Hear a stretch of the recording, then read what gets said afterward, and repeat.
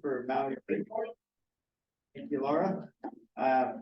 So kind of two notes. One, we have snacks and we have coffee in the back. The water in the bathrooms are in the back. This conversation is being recorded as well and will be posted on our Division 512 splash page. Give us a couple of days for that. YouTube likes to fight us. My name is Kelly Mines. I am the rules writer / rules coordinator for the department. I will be facilitating this meeting today, but starting next RAC, we are going to have a neutral facilitator for the process. We've heard comments from the community that we feel like there should be a neutral facilitator. So we're working with PSU right now to hire a neutral facilitator, and they will be joining us throughout the rest of the process. So you just have me today. Bear with me, please. And I'm going to actually go and ask the OWRD staff in the room. I'm going to start with Alexandra to introduce themselves. Absolutely. Hi, folks. Alexandria Scott. I am an engagement coordinator focused on the East region. So that includes the Harney Basin. In that role, I support the Harney Place-Based Planning Group as well as the Upper Grand Ron Place-Based Planning Group. So you may have seen me in other meetings before, but for the purposes of today's conversation, I'm actually going to be co-facilitating with Kelly. So I'm going to try to keep an eye on folks, read the room. If it's seeming like someone's got a question, taking time to take a pause and address those as we go. So that is going to be my role for the purposes of today. Okay, and then start from my left. I'm Tim Seymour. I'm the assistant manager for the groundwater section department. I'm Dark Boschman, hydrogeologist in the groundwater section at OWRD. Ivan Gall with Water Resources Department, acting deputy director. And then along the back wall, the supporting staff, you want to introduce yourselves? You stand up though, please. Get your pretty face on camera. Thank you. I'm Kate Filler, Assistant Water Master, District 10 for OWRD. I'm Dallas Summers, I'm the Water Master for District 10. I'm Jason Spree. I'm the East Region Manager for Water Resources. Rick Rondon, hydrogeologist, working hard in the groundwater section.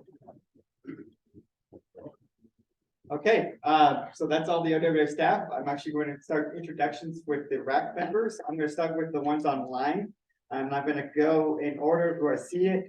Karen, actually, sorry, Brandon, do you want to start? Introduce yourself.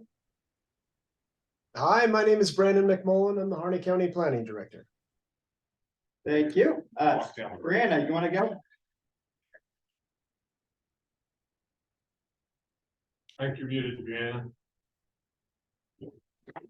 Hi, I'm Brianna O'Connor, work for Harney SWCD. Thank you so much. Julie, you're up next.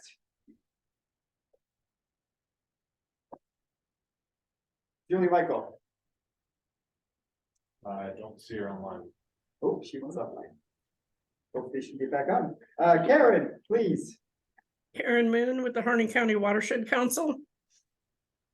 And then Kristen, go ahead, please.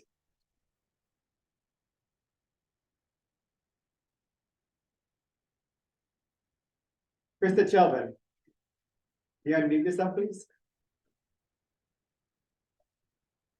She's home with a sick child, so she might not be able to unmute herself either. Okay, all right. Okay, let's go ahead and start with the RAC members in the room. You want to just start on the left and start with Brenda? Yes. We do have a icebreaker. So I'm gonna go back, we're gonna go around the room and then I'll go back to the people online to ask the icebreaker. But the question we have for you is, what is one thing you hope to get out of this rulemaking process? So Brenda. Okay. Yeah. Brenda Smith, and I hope that we have community input in this rulemaking process. Good afternoon, Mark Owens, farmer, politician. One thing I'd like to get out of this is a temporal period to work through this. We have the groundwater study. We have a numerical model coming. The numerical model is not going to be here before the RAC's finished. So we need to have goals from farmers and community members to have time to work through this process. Most of you heard me say a lot more, so I'll just be quiet there. Ken Vance, irrigator. And I hope we give Girls more opportunities for campaign speeches. Throughout this whole process. Louis Mold irrigator. What I'd really like to see is the simplicity that we already have in place be utilized without having to come up with more rules that aren't really being, we're not following the rules that we already have. And so I think that we need to maybe take a step back, utilizing this to advance forward. Andy Rudd, farmer, just would like to have an understanding of what your guys' end goal is. Predominantly irrigator, technically accurate, defensible process that's flexible enough when better information comes in that we're not locked into old language and rules that don't work. Laura Sinkos, farmer. I'd like to see a plan that's adaptable and also uses common sense. Singles, farmer. What I like to get out of the new rules is sustainability and making sure that people still have water, the houses, the cows, as long and plus to keep the farmers in business. Roger Shealy, I'm a farmer and I also work the Agricultural Research Service with research.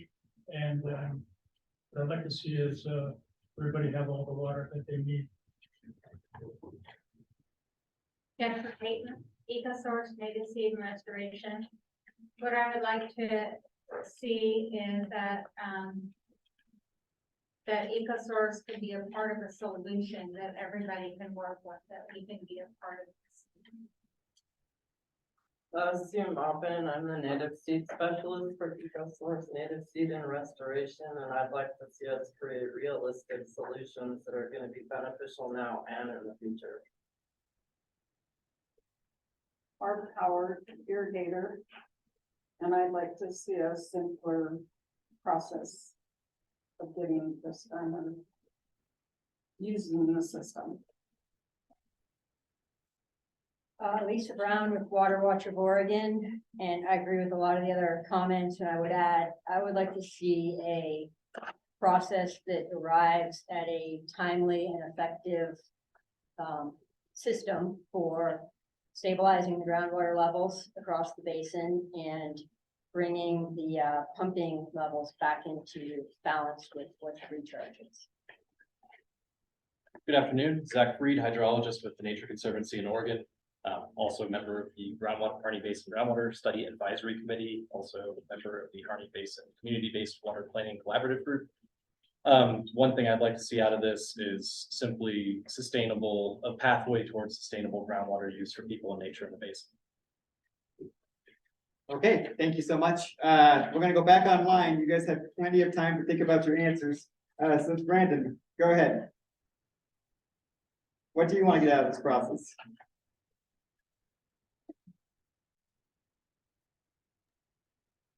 Brandon this time? Oh, sorry. Yes.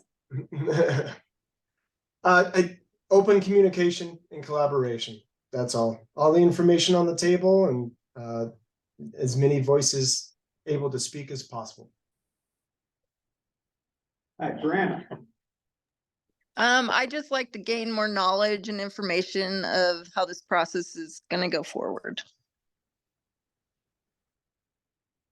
Aaron. I would like to see our farmers and ranchers, excuse me, to be able to continue to farm as much as possible, to have our ecosystem be healthy, and to have a future for all of our children. Yeah, Kristen. I'd like to see a path forward for our community. I mean, I think everybody understands why we're here and how we got here, but figuring out where we go from here and find something that works for the majority of the community. Thank you, Kristen.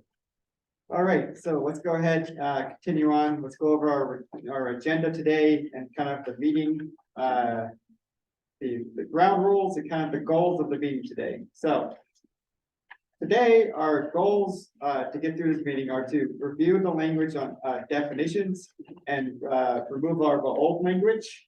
Then we want to move into review of classification language and kind of gather input from the community on sources of water to be classified.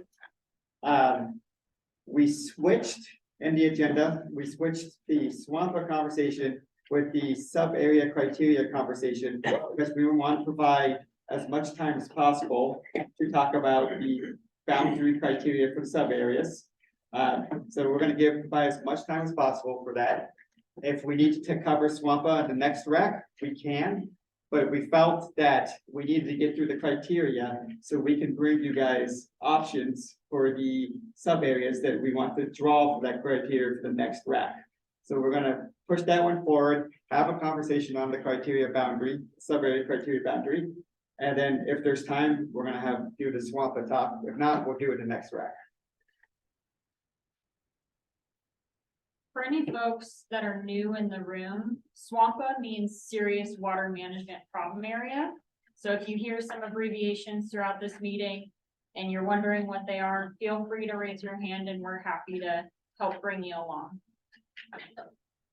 In our paperwork, where's that bit? I'm sorry, I came in late. So you talk about The agenda, the definitions you can talk about. oh, so that's gonna be in our rule language. That's gonna be, so we're gonna start with section 0010. Everyone has we're gonna work through our definitions and then we're gonna go to section 20 for the administrative boundaries.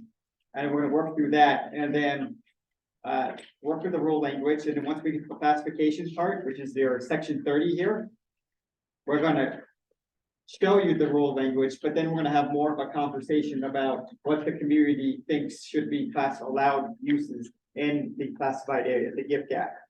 So we're gonna have more of a conversation there, so. I went into my computer to try to review all of the 8 attachments and the computer blew up, so that, bear with me or others that did not get to review everything, please. Sure, absolutely. And if you can call me and I can figure out a way to get you printouts of the documents next time. If that's something you want, you can always give me a call. That would have been helpful. Yeah, I am. Have the right number. Know the procedures of who to contact for Sure. additional information. Yeah, so any questions you have about the process, you can give me a call. If there's a request, like, can you send me this document? You can also give me a call. I'm kind of the point guy for this rule process. So you can always give me a call. I'll give you my number after the meeting and then that way you can have it on hand. Okay, and if anyone else wants my number, I'm willing to give it away. You can have it. Okay. Any other questions, comments?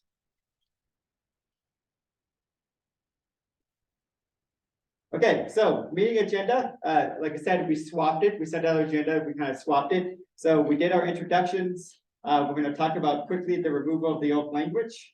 Then we're going to get into the definition section and the administrative boundary section. So that is, again, for those of you following along at home and also in the room, that is going to be section 10. And then we're going to talk about section 20 after that of the rules. For those of you online who do not have the rules with you, we have the rule language in the PowerPoint too, so you can follow along. So don't worry if you're like, I don't have the rules, we have it in the PowerPoint. Then we're getting into our rule language classification discussion. I'm gonna take a break at 2:30, and then I'm gonna pass it over to Derek, and he's gonna lead the sub-area boundary criteria conversation. If there's time, from 4 to 4:30, we can do the SWAMPA, and then from 4:30 to 5, we'll have the public comment period.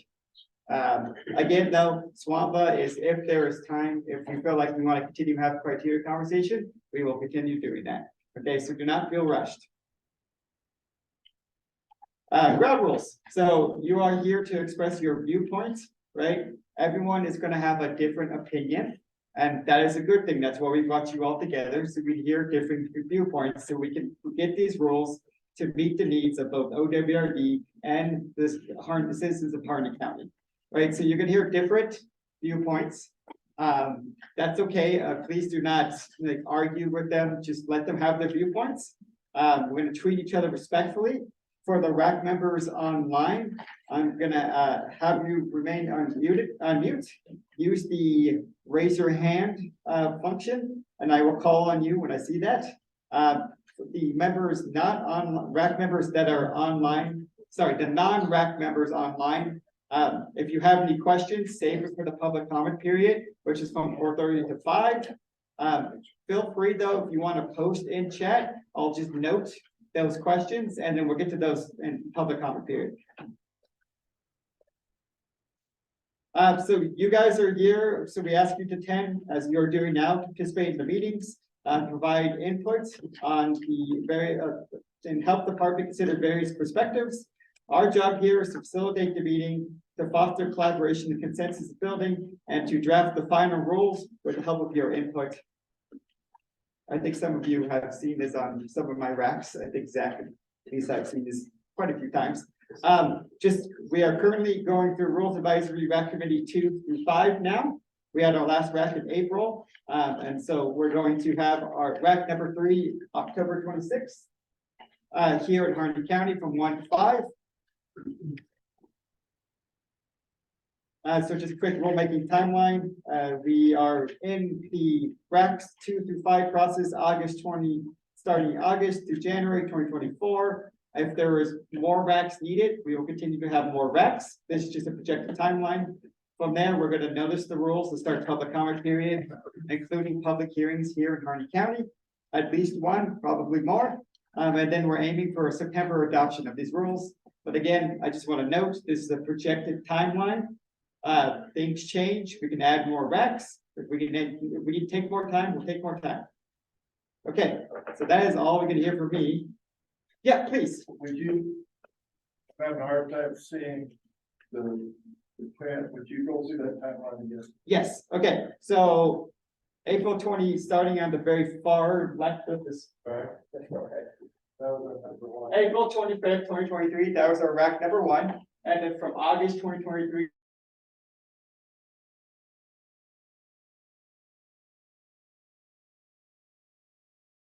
Well, 23. Yeah, 2024, January 2024 next year is our RAC number 5. Yeah, That's fine. okay. Then, And then we are gonna we're gonna notice the rules to the public for public comment. And then we do public hearings here in Harney County. that might be anywhere February. Yeah, yes. And then we're aiming for a September adoption of the rules. Yeah. Thank you. You're welcome. Any other questions? Great. Okay, so I'm gonna go ahead and pass it on to Tim to go over the next slides. Oh, I was going to Ivan next. Nope, it is going to me. You're right. Sorry about that. So groundwater management tools, if you listen to our informational sessions, you've heard this spiel 4 or 5 times now. So I'm gonna try to make it fairly quick. So go to the next slide, Kelly. For management tools, the first one up here on the board is withdrawal of unappropriated waters. That's out of the scope for this rulemaking. It's a future looking tool, but we don't intend to use it here. So the next tool is classification of water. As we've talked about in previous informational sessions, classification allows the department and the commission to classify or reclassify waters of Oregon to the highest and best use and quantities of use for the future. So this is a future looking tool. It only focuses on new groundwater uses. And this is a tool we're proposing to use here in the Division 512 rulemaking. This is the process that was used to create the GIVGAC originally and to restrict new groundwater permits within that area back in 2016. So the next one is the serious water management problem area, which we refer to as a SWAMPA. And this tool is focused specifically on measurement and reporting. So it allows the department to require water measurement through a totalizing flow meter, and then also to require annual reporting of that water use. So this is really focused on measurement of current use and future use. But it does not in any way restrict the ability to use water under your current permit. It simply says you must measure that while you're doing it. The next one is critical groundwater area designation. This is another tool we're proposing to use here. And the critical groundwater area designation allows for control of current groundwater use. So this is the tool that would be used specifically to limit existing permitted uses per the critical groundwater area designation rules and the process we're going to follow here in this rulemaking. The fifth one here is the groundwater mitigation area. This again is out of scope for this. We're not going to talk about that. And that's because it currently only applies to the Deschutes Basin. And that tool is for future use as well. So if we go on to the next slide, Kelly. We've got one more tool, and that's permit conditions. And permit conditions is where the Water Resources Department regulates specifically based on the permit condition on a permit by permit basis. This isn't a holistic management tool. This is really focused on that one permit in that one place when a certain condition happens. And that's focused on present use as well. So a common permit condition would be a decline condition. So depending on the permit, if declines occur in that well beyond a certain point, then use of that permit would have to be suspended. And that's permit conditions. And then the last tool is voluntary agreements. And we talked about this in an information session. But voluntary agreements are any agreement between groundwater users within the same groundwater system. They can be entered into at any time. When adopted by the commission, they control in lieu of an order, and they're focused on reducing current use. And so that's a tool that the community can enter into to voluntarily reduce use within an area. Can you define groundwater system? So that it is vague in statute. It says users within the same groundwater reservoir. And so that is really up to interpretation. Yeah. Any other questions on the tools that we've talked about previously? Great. And so just a reminder, we have all of our informational sessions recorded and they're posted on our Division 512 splash page. So if you want to go learn more about these topics that Tim just talked about, we did an hour-long deep dive in each one of them, answering questions. We also send out the groundwater tools document. Just note, there is a mistake on the critical groundwater tool. We say that we are going to coordinate with the Indian tribes and affected local governments. It should be coordinate with affected local governments and consult with federal Indian tribes. We're going to make that adjustment to that language and send you out an updated document, but otherwise there is nothing. That document is good. So yeah, Ivan, step on up. All right. I'll go through the next series of slides here. I'll try and pause appropriately, so if there's any questions, don't hesitate to ask. First thing we're going to talk about is removal of old language from the 512 rules. You can see under section 0020 there's several pages of struck text. So this is, so there are two, just 1 second, Ivan. There are two formats of the rules. The ones with the red writing we're looking at right now. This is the track changes. And then we have a clean version. So when he says the correct text, that's the text we're talking about. Yeah, thanks, Kelly. You're welcome.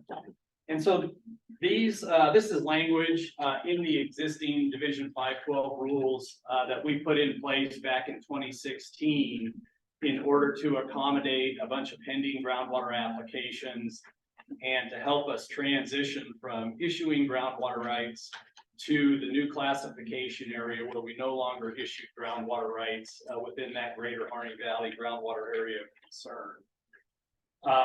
And so basically all of that text is going to be deleted. It's no longer relevant as we're moving forward from this day on. And we're going to supersede that language with some new definitions of some administrative boundaries here that we'll talk about shortly. Fred? So, thank you, good start. So everything with the red line through the language is deleted. Everything that's red and underlined is added. Correct, yes. Any other comments, questions on that? Okay, next slide.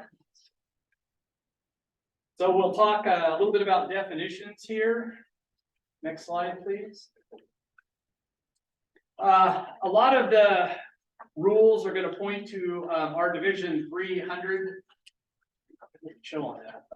Our Division 300 definitions there. We've also got 3 additional ones here: totalizing flow meter, exempt groundwater uses, and public uses.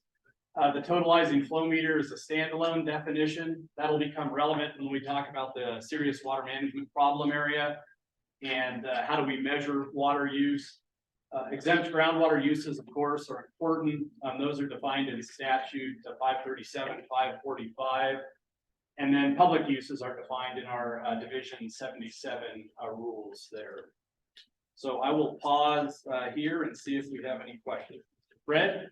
Yes, on the totalizing flow meter, when it's talking about instantaneous flow rate of groundwater produced from the well and total water. Are we talking, is there a separation of the exempt uses on that and irrigation and specific types of water use? Generally, no, because your exempt uses are tiny in most scenarios. But we'll get, when we get into the SWAMPA language, which we may get to today, you'll see where this definition fits in and the intent of what we're trying to do. In general, then it could be a requirement of exempt uses, but not. No, we're not going to require exempt uses specifically to be measured. The goal of the serious water management problem area is just to measure the permitted uses or the certificated groundwater uses. But in some cases, you have a well, a pipeline, and multiple uses off of that pipeline. So your flow meter may end up capturing a combination of your irrigation water plus stock water. Yeah. So, and as we get into the but it'll be clear in the other yes, language. yeah, the intent will be clear. Everybody's plumbing is going to be different, right? So, any questions on these definitions here? Really quick, there's a question on public uses. And so Ken asked, for those unfamiliar with Oregon Water Resources Department rules, what does public uses include? And I've got the OAR right here. Can you go ahead and cover that, please? Yeah, so thanks for that, Ken. Public use per OAR 690-77-27, which is the citation there on bullet point number 3. Says public use as defined in ORS 537-332 includes but is not limited to recreation, conservation, maintenance, and enhancement of aquatic and fish life, wildlife, fish and wildlife habitat, and any other ecological values, pollution abatement, or navigation. So there's 4 items there. And I'll post that in the chat for those online. Thanks, Tim. Excuse me, did you say conservation is considered a public use? Yes, conservation is sub B. And it's listed there with conservation, maintenance, and enhancement of aquatic and fish life, wildlife, fish and wildlife habitat, and any other ecological values. So can I ask a question about that? So irrigation units that are owned by state land and leased out to land that are private operators, those would be called public uses. So let me just make sure I understand the question. So state-owned land, Department of State Lands owns, and they lease them to a producer for center pivot irrigation. Right. That water use, I don't believe would be considered a public use, correct? Right, that's just what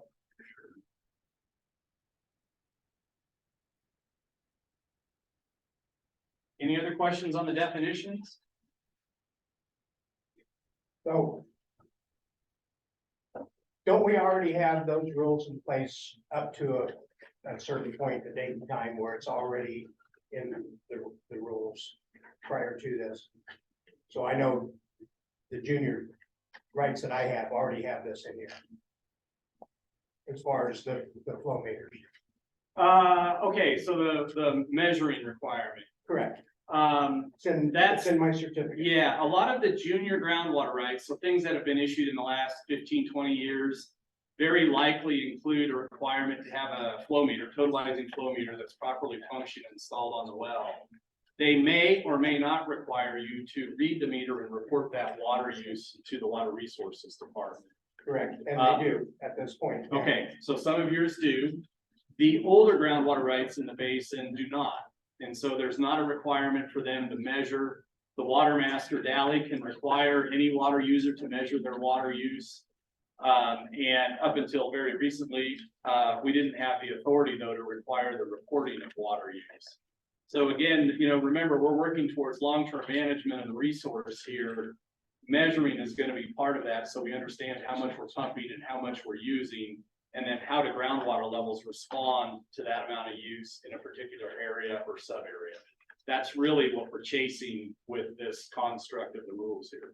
So just kind of looking back, what years are we talking about where this, in my case, I want to say there's one that's in like 2000 that these requirements are already required according to my certificate. Yeah, so I don't know the exact date. How far are we, you're gonna go back all the way to the first groundwater right? And have them do that? Yes.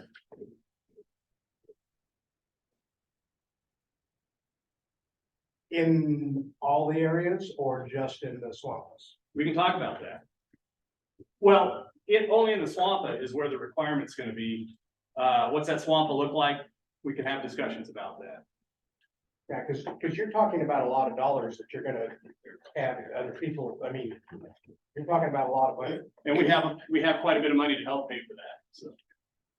Mark? So you say we can talk about the swamp, but isn't it already laid out, the serious water management problem area boundaries defined as the greater Harney Valley groundwater area concerns in exhibit 1? We had to start somewhere. So this is still open for discussion. If you'd like to have comments on that, we'd be happy to take it. Okay, I'll wait till after presentation to see the proper time to have those comments.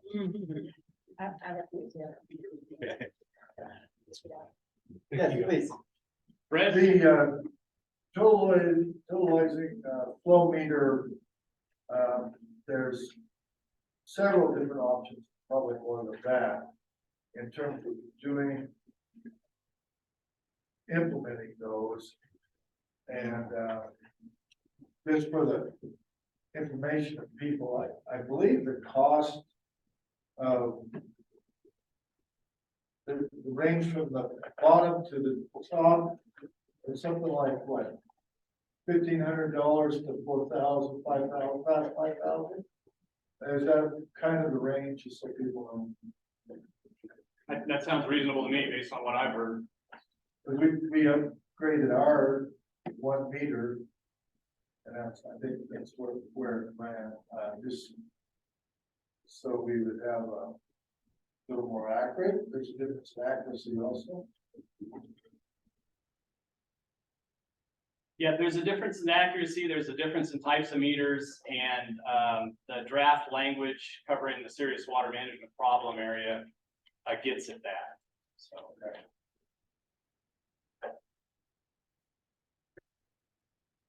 Any other comments? Okay. Right, or it's a great time to hear any comments about the boundaries. So Ivan or Kelly, what is the process of this group to go through these if this is just a draft? Because we have some very specific geographic designations here that we haven't talked about. How does this play out in the sub areas? That's the first question. The second question would be, where do we talk about alternatives to meters as we discussed the last time? They're brought up in discussion. I don't see it showing up any place here. So what is our process for working through these with this group to get continuity? for me, Mark, the process is we're gonna introduce some concepts today, some boundaries today. It became clear to us that we have to start, the agency has to start somewhere. We've got to throw some stuff on paper and then open it up for discussion. We will do the best we can to justify and share our thought process and rationale behind why we chose X, Y, and Z for these things. And then have the discussion with you, the RAC, as to whether you agree with those criteria. Should there be other criteria that we should consider? And if so, why? One thing I want to make clear, these are the Water Resource Department rules. Darek and Jerry Grondin, I'll put them on the spot. They are the technical experts that ultimately will sit on the witness stand in front of an administrative law judge or a circuit court judge. And they're the ones that have to testify and defend what's in the rules. So keep in mind that ultimately we own them and we have to support them and defend them if there's a legal process that plays out down the road. So that's all we should be, and it's in the back of my mind. And I hope you will all be empathetic to that position that the agency is in. So, Mark? Yeah, go ahead. So this might have been, to me, the proper time to show the justification for those boundaries. When do you plan on doing that, Ivan? We'll talk through them right now if you want. Okay. So. I'd like to add to that. I read your stuff, but who's responsible to make sure that these meters are operating or reading them? I mean, is that something that the irrigator is responsible for? And then we get checked again from a water rights engineer? Then we get checked again from the Water Resources Department? Or I mean, how does that all work? Are you guys gonna take the responsibility of this totalized meter? The responsibility to install it and maintain it is gonna be on the landowner. The water Right. user. I get that part, Yeah. but then at that point, I mean, I have meters that maybe I only see once a week, not every 48 hours, and you guys have in here that when you report to Dally in 48 hours, that our meters broke. I mean, that's like an impossible situation in my case, but unless I hire someone to, that's what he does. But then if I read all the meters and turn them in to you, then you're gonna send a guy out and read them too, to make sure that I told the truth. I guess that's why you send them out. So I was just trying to get an understanding of what that process is in your guys' part. Yeah, I don't suspect that we'll send someone out to read every meter every year. We'll probably take a select group of the flow meters and come out and just check them. Whatever's a statistically significant amount, for us, 50, 100 of the, who knows how many meters we'll end up with. That would be our approach, just to make sure that we're getting accurate information reported to the department. And They're very inaccurate. You know what I'm saying? They're not very accurate. Understand that there's some measurement error. Power bills are 10 times more accurate than a meter is. So what I would suggest is for the serious water management problem area, for the sake of this conversation, we really want to stick to the boundaries. Okay. And until we get to the serious water management problem area and the specific language, I don't think we want to get too in the weeds on what will be required, when it will be required, et cetera. And when we get there, we can absolutely have those conversations. Because these draft rules for Swampa specifically are an amalgamation of what has been done in other critical areas and the one other serious water management problem area that we have in the state. And that may not work for Harney County and this basin. And so we may need to tweak these substantially. And so I would recommend that we have that conversation when we get there. And on the agenda, that's to be 4 p.m. today. And so let's dig in on the administrative boundaries and try to understand those, and then get into the boundary criteria conversation about how we're going to draw sub-area boundaries. And then if we have time, we'll get to serious water management problem area. Otherwise, we'll come back to that the following RAC. Absolutely. Okay. Is everybody okay with that? All right. So boundary number 1 is the give gag. It's already been established since 2016. Does anybody have any questions about that? Jerry's here, he was responsible for setting up the origin of that based on watershed boundaries, basically. Go ahead, Mike. What they have Jerry give us synopsis of how it was formed, and I mean, there's some lines there that are where. I can't believe I can't read them. That's surprising, Fred. I can look at you. I just recommended that Jerry stand up and give a understanding of how it was drawn. Because there's some areas that are square, there's some areas that just have to explain it, because not everybody's been through that process. I'm sure not everybody has. Yeah. Jerry, you want to talk about the give-back boundary, how we came to that with the Hucks back in 2015, 2016 there? So when we first were dealing with a protest, a number of water lines, we were asked to kind of come up with an estimate of what the recharge would be. So one of our first cuts was to look at the area where most of the groundwater development was occurring. So we tried to outline the low-lying areas in the basin, and then just the lower slopes of the uplands that bounded that area. So then we went to the USGS hydrologic units and pieced together those hydrologic units to kind of address that area. And this is before we knew about the Robeson report. And so we were trying to kind of come up with an estimate of recharge just for that lowland area, until the USGS pointed out to us the Robeson report for all three watersheds. So that's kind of the basis where that greater Harney Valley area, came from. And then that got adapted when the rule was being developed for Division 512. And so,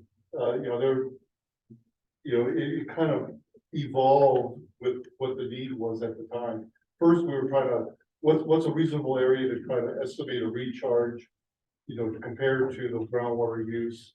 And then when the rules were starting to be developed, okay, here's the broad area of where groundwater use was happening. So let's adapt that to kind of outline the area where the majority of the use was occurring. Thanks, Jerry. Any, Lisa?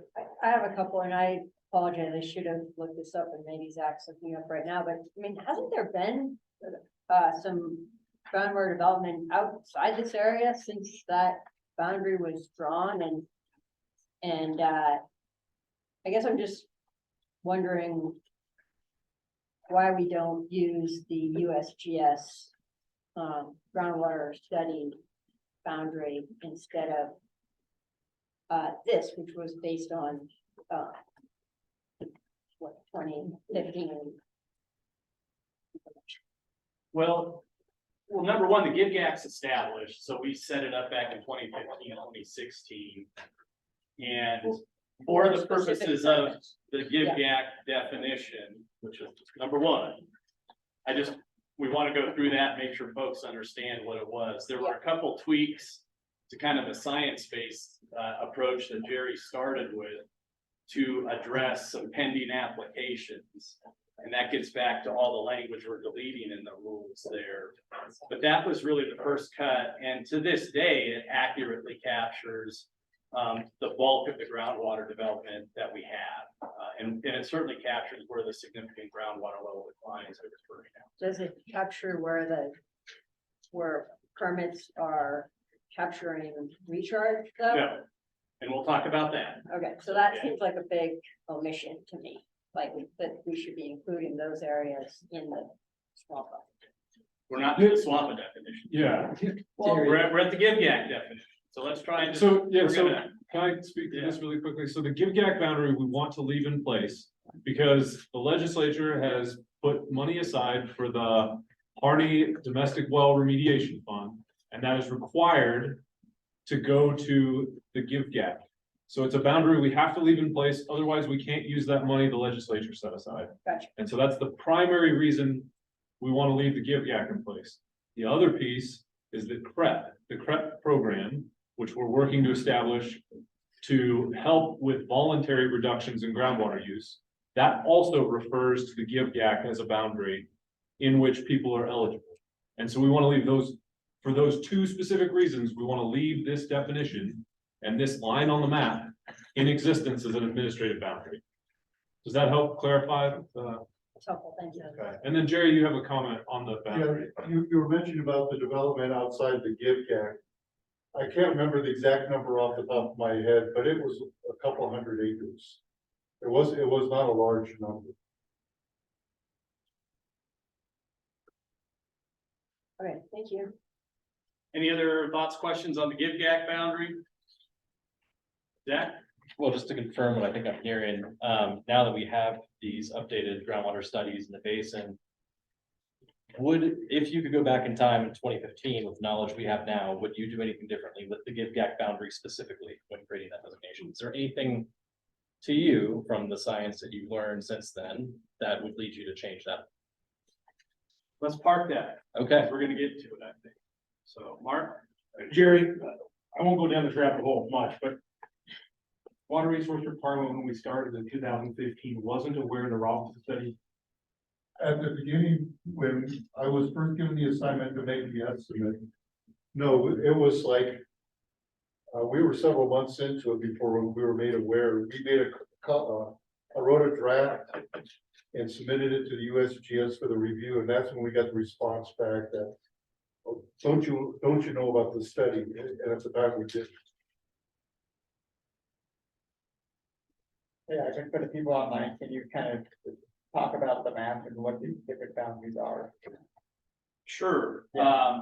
And so one of the figures that's included in the invitation for today was a PDF of the map, and that I think does the best job of showing the universe of many boundaries that we could talk about and probably will. I think most simplistically, in red lines are the county boundaries there. So you can see Harney County is the focus, Grant County to the north, Crook, Deschutes, and Lake County off to the west, and Malheur County on the east there. The larger boundary in the heavy black outline is the Malheur Lake administrative boundary. So that's the second boundary definition here on our list. And this is a boundary that's been established since the 1960s. We broke the state up into various administrative boundaries, and they were sort of memorialized on older maps that are still available out there. This one referenced is 1966. So again, that's the larger Malheur Lake administrative boundary, and that's what the Division 512 rules cover. They cover everything within that black line. Then we have the shaded area, in my words, kind of a peach color there. That's the Harney Basin and was a study area boundary. So that'll be important as we talk about the classification proposal there. And then underlying that is the first definition we talked about, the Greater Harney Valley Groundwater Area of Concern, or GIVGAC. That's that black hatchered shape in the background there that's set within the Harney Basin study area there. Yeah. As for the study area, it's clipped through the Malheur Lake administrative basin, because part of the study area did extend beyond the administrative basin. Thanks, Jerry, for pointing that out. Would you repeat that, explain what you just said? So the study area was slightly larger, extended particularly in the Virginia Valley, Anderson Valley area, which extends into the Malheur River basin. So part of our study area extended beyond the Malheur Lake administrative basin in that east side. That is the primary area where we extend beyond the administrative basin. You say clipped? So by clipped, meaning what you see on this map is everything that's inside the administrative basin. So the area that extended beyond the boundary of the administrative basin got clipped off of this map. Because under 512, we're going to keep everything within the administrative basin. Otherwise, we have the right rules for the Malheur River basin. And then we have a question online, Ivan. And the question is the GIVGAC different from the lowlands in the groundwater study? Yes. And can you clarify how that is different? So, the USGS, when they defined their lowland area, kind of followed the 4,200 foot contour and, areas that were, on the geologic map, alluvium was mapped on the surface. And so it is actually a smaller area than the give gap. So you'll see it neck down in areas where the give gap kind of extends out a little bit further than that. So the lowlands are smaller than the give gap boundary. Yes. Okay. The total area is smaller. That's helpful.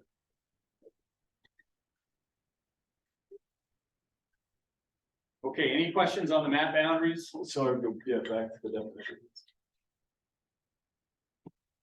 And then we can talk through the next one. So, I'll pause here for definition number 2, the Mount Here Lake Basin boundary. So that's what we're going to encompass in the Division 512 rule update there. Any questions on that? That was the heavy black line on the map.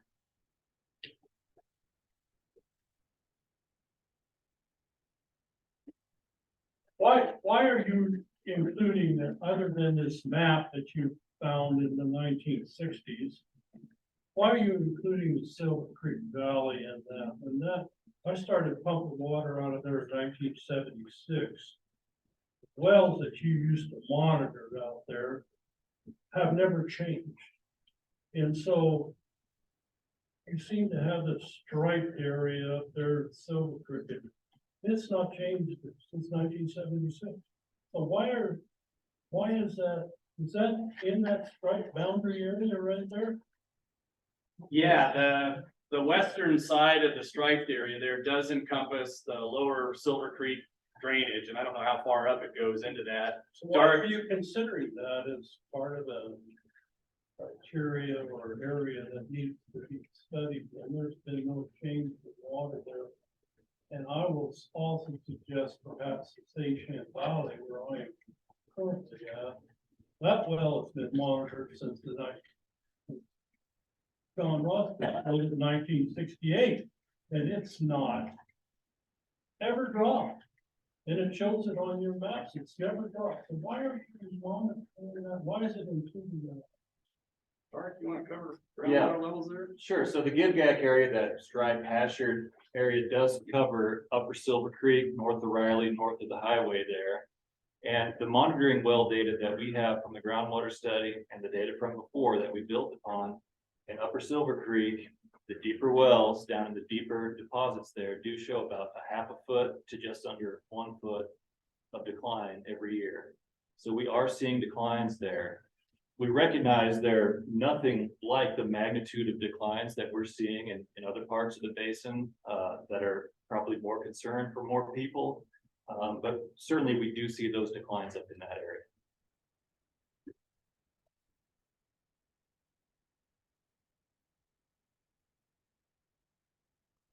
Okay, and then back to definitions there. So moving on to number 3, coming out of the gates, for a serious water management problem area, we're proposing that we stick with the give-gag boundary. So I think we'll pause here and talk about some of the justification.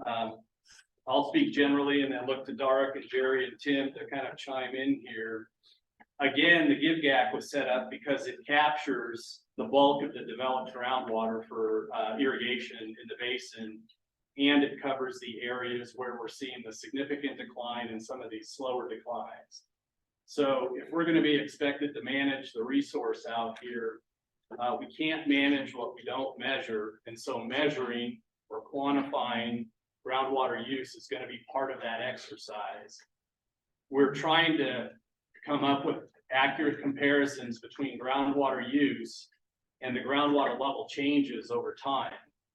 And so if you recall back to the study that was done, we backed into estimates of groundwater use, looking at consumptive use from satellite imagery, a very helpful tool, but that's the consumptive use off of an irrigated piece of ground, not the actual amount that was pumped out. So there's differences there.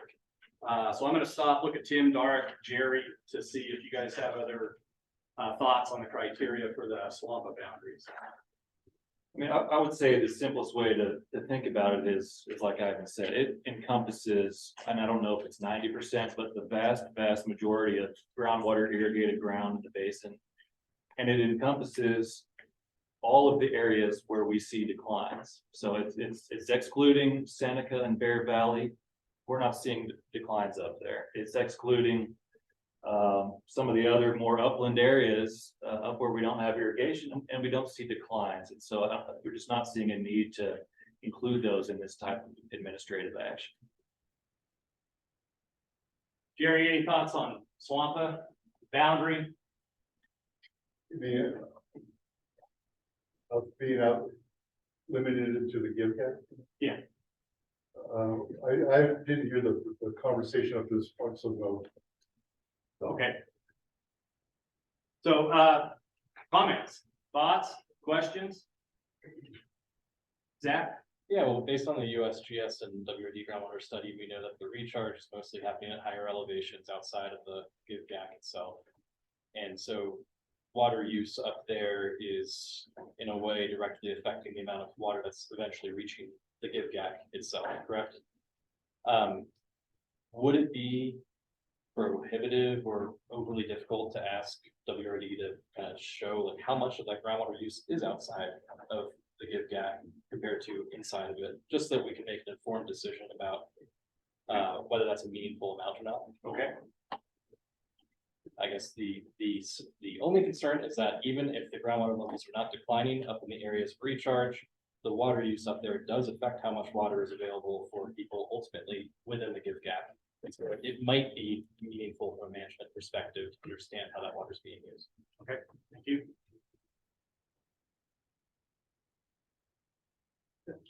So isn't the upper Silver Creek what supplies the lower Silver Creek area? That's why it's on that give.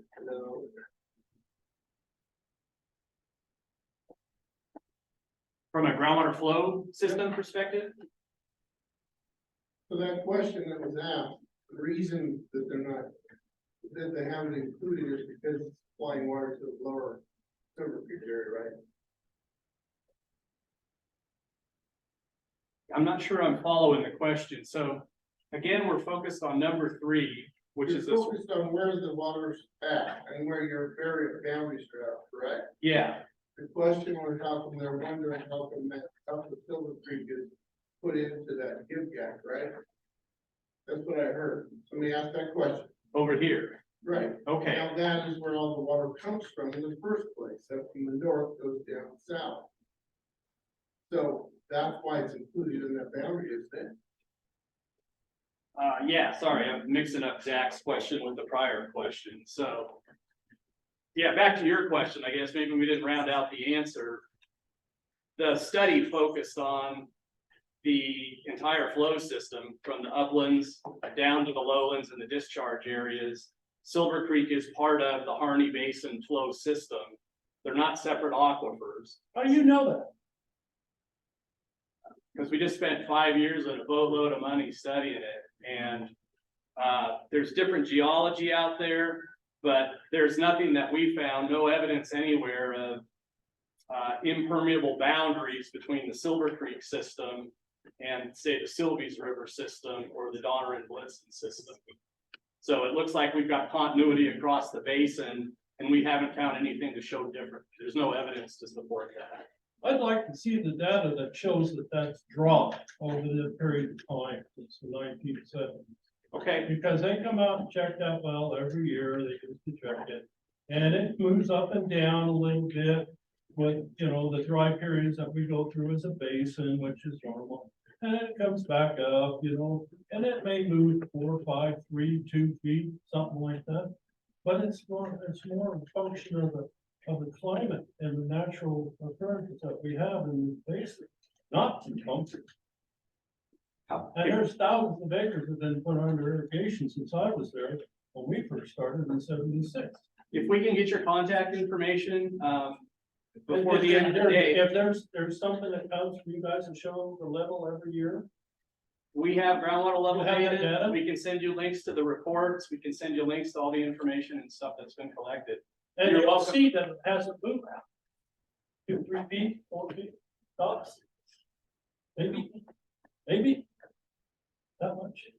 And how many thousand acres have been put under production out there? That would have been found? I can say again, the data that we have there for Upper Silver Creek in general shows a half a foot to up to about under a foot of year to year decline. Did you say 100 foot? No, up to under a foot. So it's about half a foot, let's say, every spring to the next spring. And it's not every well up there, sure, but the data that we have does show that there are declines occurring in that area. Okay, so let's go ahead and focus on these administrative boundaries. Again, just as a reminder, it's a RAC process, so we're gonna ask the public. We have public comment period from 4:30 to 5. So if you wish to provide comment, that's a good time to do it. We have to stick to the rules laid out in Oregon statutes. So this is where we're gonna ask the RAC to have private comments. Yes, please. Down in the serious water management problem area, I do have a few problems with the boundary that is being proposed. I believe it'd be more effective and maybe more beneficial to water administration if it was targeted towards a smaller area that has a larger data set and a larger water decline. I think clumping Darn, Blitzen in, maybe Upper Silver Creek in, you know, it might be better to focus a smaller area. That'd be my initial reaction to the city's water management problem area. I do not know, fully understand, and that'll come later, what swamp is going to entail in terms of regulations and those sorts of things. But my initial read is it's going too broad and it will not help the administration because there's distinct differences within the overall thing. That'd be my comment. Thanks, Fred. Any other comments on the swamp boundary, Mark? Not in the swamp, but anyway, the swamp to me gives the department the ability to require measuring and monitoring. When we get into that discussion, I'll probably have some more comments. Okay.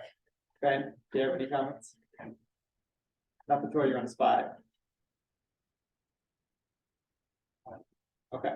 I just have a quick question. Can you, at 4:30, we're about to answer that question. Thank you so much. Appreciate it. All right. You want to move on to the classification boundary? So classification boundary. What we're talking about here, if you recall, the rules that we wrote and adopted in 2016 classified groundwater for exempt uses only within the GIVGAC. So that's the hatchered area on the map. Our proposal is to expand that to the study area boundaries, clipped, as Jerry mentioned, to the division, the Malheur Lake Basin boundary, the black line. And the justification or the reasoning behind that is that the groundwater use in the uplands, although it's a relatively small amount of use, and we don't appear to have groundwater level declines occurring in those areas, those are the recharge areas for the lowlands where we do have a significant amount of use and where the groundwater declines are occurring. And so we don't want to continue to allow development in the recharge areas, which will increase consumptive uses and minimize how much water gets down here to the lowlands. It would just further throw the water budget problem that we have out of whack. So I'll stop there and we can talk about classification now. Can we go over the map really quick?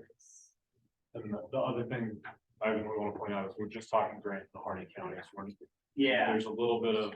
There was some additional clipping that went on just to kind of simplify the administrative process. So the classification would expand from the GIVGAC, which is the hatchered area here on the map.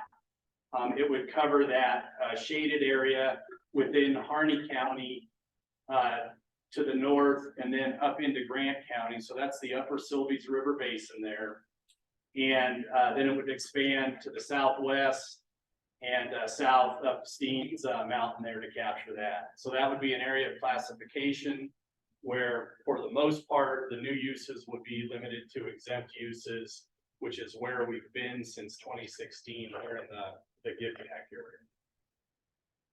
Zach? Just to reiterate what I think I heard Tim say earlier in that helpful presentation at the beginning, this classification boundary is specifically for future applications, future permits, doesn't affect existing permits. That's right. It doesn't affect any existing groundwater rights that have been issued. It basically stops the problem from getting worse. We wouldn't issue any new groundwater rights in that classified area.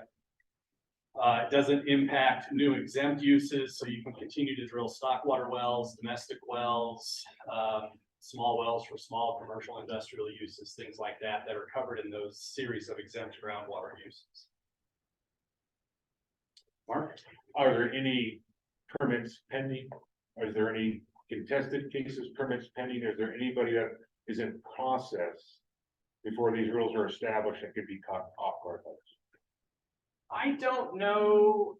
I'll have to look into that if there's any actual applications for new development in this area that are pending. We do have protests on extensions, on transfers, but I thought we had cleaned up the backlog of actual applications within the GIVGAC. Within the larger proposed classification area, I don't know, and we'll have to look into that. It'd be important. Yep. Okay, we handled that last time, so. Yep.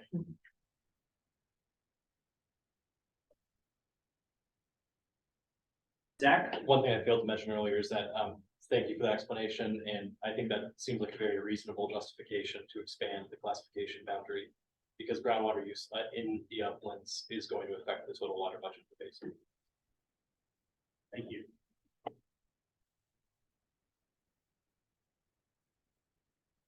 Okay, and then number 5, the proposal for the boundary of the critical groundwater area is the existing GIVGAC boundary, as shown in Exhibit 1 and in the first definition that we talk about on boundaries there. So that's the area that we would throw a boundary around for the designation of a critical groundwater area. Again, why that? That's where the vast majority of the existing groundwater development has occurred.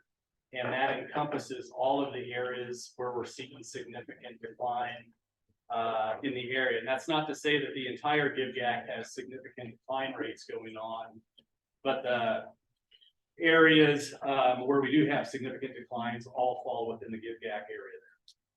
So any thoughts from staff on additional justifications or thoughts as to why the critical area designation would be there? I'm gonna just echo what we said earlier about the CREP program and the Harney Domestic Well Fund. So providing opportunities and solutions for either impacts from reduced groundwater or reducing groundwater use. Yeah, and those 2 programs are targeted on the area where the significant developments occurred. We do have a question from Karen. Will there be a discussion of the possibility of community wells in these areas? I think, Karen, are you referring to the classification? What area are you referring to? Yes, under classification. Thank you. We'll get to that. We'll get to that, Karen, when we talk about the classification, the specific classification language. So this, we're just talking about the boundary on the map. And then shortly, we will talk about the specific classification language and get into that. Okay, thanks. Thanks, Kelly. So Ivan, I need to give this some more thought, maybe have more conversation. Sure. Yeah, we don't have to stop the conversation today by any means. So the one thing I don't see in these proposed rules, which does dovetail on the conversation we're gonna have, is a time to look at what we've done. A reset when we get the numerical model out. So I'm probably gonna be a little opposed to declaring the whole GIVGAC as critical groundwater designation at this time. Because I think that will also give our community some concern of some of those areas that aren't. And I know it's phase 1 and phase 2 to go to the contested case. But if there's specific management areas that need to take place in the next 5 years or whatever that temporal period would be, I'm leaning towards that's where the critical areas should be. As we develop the information from the SWAMPA, if we ever reset on these rules in 5 years, we can come back and look, do we need to extend critical groundwater designations to the rest of the swamp or rest of the basin? I think it just gives our community an ability to see what's coming and figure out how to work, but I'll get back to you now. Let me feed that back to you. So your initial thought is limit the critical groundwater area boundary to the areas where we think or suspect or know we're gonna need to take some controls on groundwater use. Yeah, that's the first step, and then having a checkpoint, and hopefully that's the last step, but then having a checkpoint, 2030, we're gonna get together, whatever that is. Yeah. I have a question. Yes, sir. If you leave the gap boundaries in place, but could you then take parts of that for SWAMPA, parts of that for critical water management area and not do the whole thing? We But can. keep that barrier for the give gap for the money to come into the county and not. have Yeah, us sit down on that's that. certainly an option. We have ways, and Dark will get into this a little bit. How do you describe the boundary? If we, by township, by section line, just a map, all of those things become details. And having a bunch of very detailed, small polygons, if you will, can be confusing and challenging to manage and not flexible for longer term management. So, but generally, yeah, we can slice and dice things if we need to. Fred? So the crosshatched area, the crosshatch is what? It's the current GIVGAC boundary. And proposed to be the critical groundwater area boundary. So the serious water main problem area, the groundwater classification boundary and the critical groundwater area boundary are proposed by the department, you say? No. Okay, where am I missing? The existing GIVGAC the number one we started with isn't gonna change. The serious water management problem area would be the GIVGAC. And the critical groundwater area boundary would be the GIVGAC. The classification area today is the GIVGAC. That will expand to cover the colored area there, kind of the peach colored area on the map, which in this is a little hard to see, but it'll go north into Grant County to cover the uplands where the recharge occurs around the margins of the basin. So that's the only one that's different. Yes. In this, so my comments, I think, are still the same, that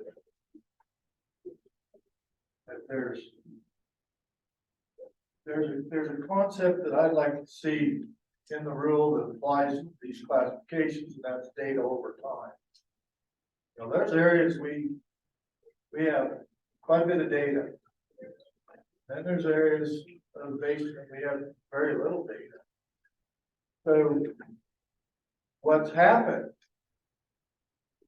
be expedient towards doing something with our decline areas that we're leapfrogging a little bit, and placeholders, which I think in terms of placeholders, you've gotta look at the level of data and the level of confidence, statistical confidence in these boundaries. So the initial boundaries, if they're left as is, will never shrink, no matter what level of data exists. Targeting them more towards confidence level, and that might be different between even department staff.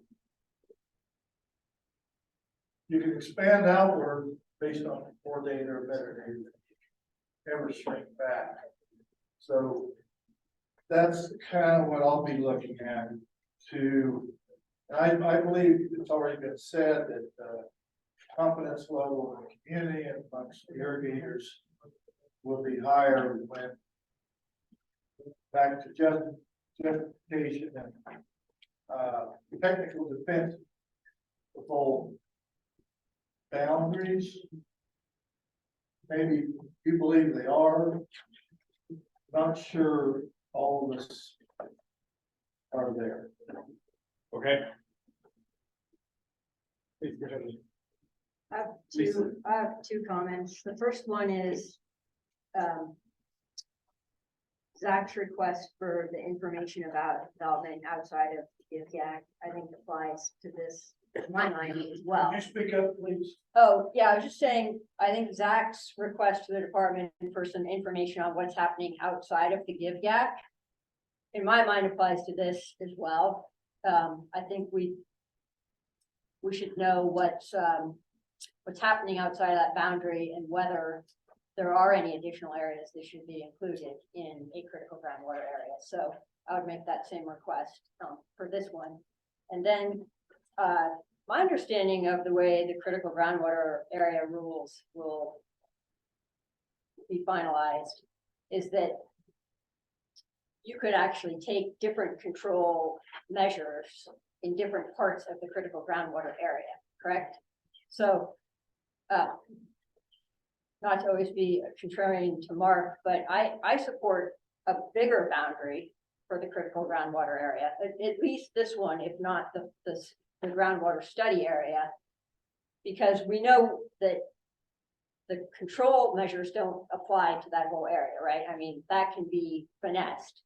But I think it allows the whole system to be more nimble, to have a bigger boundary so that we don't end up realizing we're having big declines and people's domestic wells are going dry and senior irrigators are having to sell out, things like that. And we're all of a sudden, we're like, that's not in the critical groundwater area boundary. So it's just going to create a lot more work later on if we limit it down too much at this point. Mark can't let that go. Jerry, you want to add something?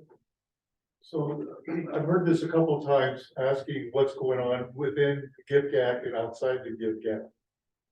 Earlier this year, a report was published by Hallie Chavella and providing all the input to the groundwater model of groundwater use from 1930 to 2018. And that's locationally based. And so that report is available. And the data tables that are behind that are available. So if you go to our website, it's open file report 2023-001. 001. Jerry, can you add something to email that to us? Yep, we can put it in the meeting notes and send it out. Thanks, Jerry. That's a really good point. Yeah, go ahead. Not to be contrary all the time to Lisa, but Lisa, I appreciate the perspective, but besides the science, there's also a social aspect to this. That's what I'm getting at. If we're gonna try something different, in my mind, volunteer agreements and stuff like that, you set yourself up success and identifying those areas that you need to start moving. And you also allow those other areas not to feel the pressure of a critical groundwater destination at any time a change of water resource department leadership or anything can go right into a contested case. So that's where I'm at, is we phase this in to allow a conversation to occur back with this community in 5, 7, 10 years where it might be. Nothing is going to change rapidly fast enough that I don't think we can slow that down in those areas that aren't critical right now. Just my opinion. Okay, for the interest of time, we need to move on to our classification. But Don't rush us, Kelly. You said we could have more meetings. I was just about to say, Mark, we can have more conversations next rec on the boundary. That's not the ending to this conversation. So if more opinions and comments come up and you think about it, then we can have more on RAC 2. That would be on the agenda. That okay, Mark? That's my review. It is not me, Kelly. Okay. Let's move on to classification. I think I went too fast. Nope, keep going. Keep going, keep going. There. So what does the classification look like in rule? This is a pretty good example here. So basically, again, the commission can classify water for specific types of uses, both surface water and groundwater. In this case, they've already classified the groundwater and surface water of the Malheur Lake Basin. So that's the 512 area we're talking about for all of these uses here. And what we're adding there in number 2 is that the boundary that we were just talking about for the classification boundary in number 4, just prior to this, is classified for exempt groundwater use only. So whatever that classification boundary ends up looking like, today it's already the GIVGAC boundary. It's already been classified within that. It has been since 2016. Our proposal is to expand it out to the study area boundary, clipped to the basin boundaries. Sorry, all the boundaries here. And up in the Grant County there in the upper Sylvies area to capture the recharge areas. We don't want to see more groundwater development occur in those recharge areas because that'll be detrimental to the overall basin water budget. So that's really the intent and the rationale and thought process behind the expansion of that classification. And within that boundary, whatever it turns out to be, it would the groundwater would be classified for exempt uses only. So stop there and happy to take questions. So there was a question on a definition. What does quasi-municipal mean? And is this an opportunity for community well in Crane? So quasi-municipal, as you can see, is in the first definition or in the first provision here. The quasi-municipal would be my understanding is it's a regulated water system that is not a municipality. So like there are many of these in Western Oregon around like It's defined in either division 300 or 400 there. And I don't have the definition handy. We can look it up. It's basically a municipal water use that's delivered through a system that is not a municipality. It's like a special district or something like that. Destination resorts have quasi-muni rights, special districts. Mobile home parks. Yeah. Resorts, places like that. Mark? Maybe a couple here. Start with maybe the more difficult one. And I forget the Senate bill number that passed this last session that is going to limit livestock water to 12,000 gallons per day at a critical groundwater destination. So if you do the math on that one, that's only about 400 heads. That's going to play with some of our producers that are outside the critical groundwater designation with Swampa in their livestock operations and inside. Inside, we could probably handle that with some more specific rule language, but that's something I think we need to have as a conversation because these two are gonna come together. Jason, was that language specific to CAFOs? The limitation? I don't remember that. Yeah, we'll have to look into that, Mark. So Kelly or Alexander, if you could flag that, there was new legislation on CAFOs and limitations on stock water to 12,000 gallons a day. I think it was for future expansion. So anybody who's got Future expansion or new. yeah.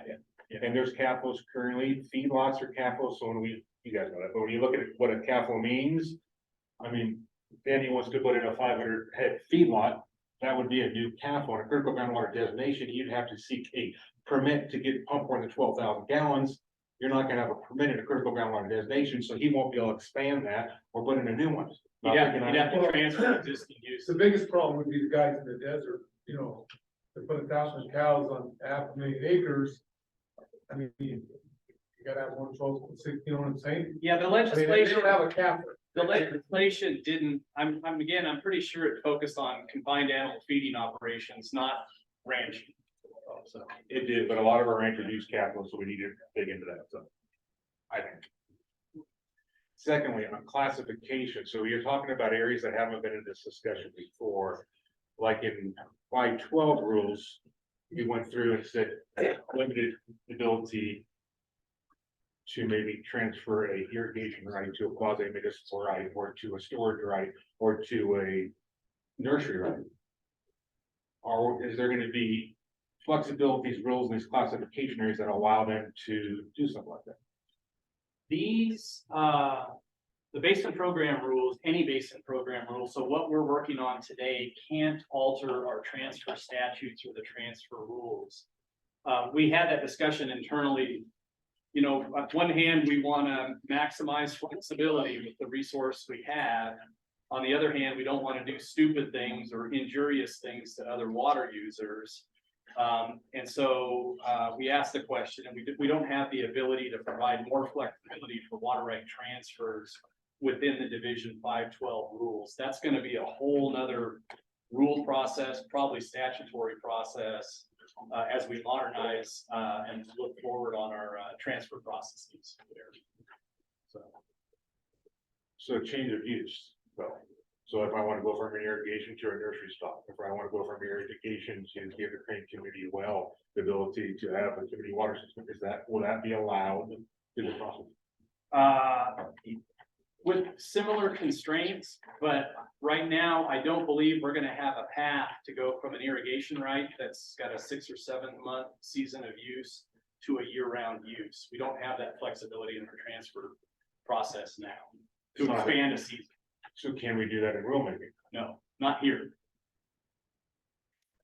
So if you want the ability to have a trained community water system, we would have to put in place an exemption in the classification, correct?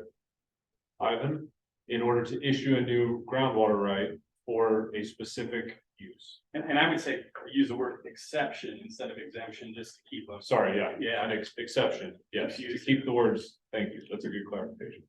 And So, we can have more creative discussions about mitigation or offset. But that's where we ended up with 5 or 6 pages of stuff trying to deal with some really limited things. And I heard a lot about simplicity today from the RAC members out there.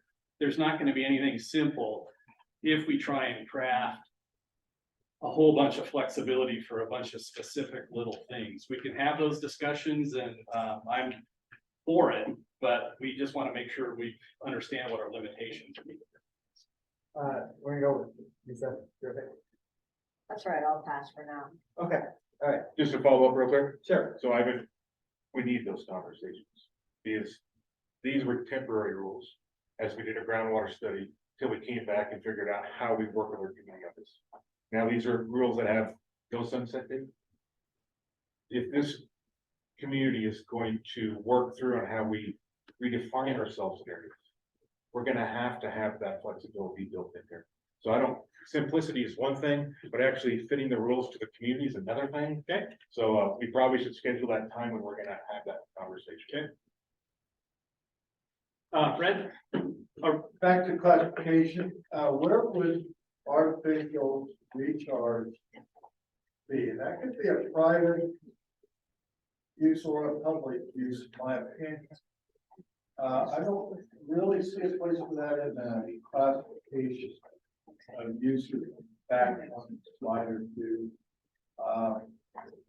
Like in terms of rock for storage, I just know that you heard me say this, that everything's about the negative side of the ledger, and there is absolutely some strategic artificial recharge opportunities that really need to be kept inside as a placeholder or whatever you want to call it. I didn't see it in the definition. I bet you'll see it in a couple slides. Okay. Yeah. Fair enough. Lisa? All right. Okay. Okay, we have one question on chat. Would floodplain management / mitigation activities and development fit within one definition as listed? That would be, it's talking about the very first line of classification, I believe. Large culvert development, replacements, improvements, channel, check dams are being improved, replacements to the basin to improve watershed availability. Are these included in the agricultural element? Good question, Brandon. What we're talking about today with respect to classification, serious water management problem area, and the critical groundwater area are all really focused on control of groundwater, minimizing impacts to groundwater, not stormwater or surface water. So none of the modifications to the rules that we're talking about today, or really, I don't think that the RAC is going to focus on unless we need to get into that. If you see some shortcomings, are going to deal with surface water. And as a point of clarification for the group, if you look at the red marked up document, you'll see that under classifications, 695.12.0030, section 1, all of that language except for the very specific reference to a different subsection above or rule above is exactly the same as what it was or what it currently is in rule. So for paragraph for section 1, we are not proposing any changes other than a reference change. You're talking the first place we see black print in? Correct, I mean classification. So that's not a suggested change. We're leaving surface water and the classification related to surface water completely alone. And then we're proposing under a new section 2 to classify for exempt groundwater use only. So hopefully that helps clarify Brandon's question. So time check, how are we doing? A little bit behind? We are a little bit behind, it's 2:32.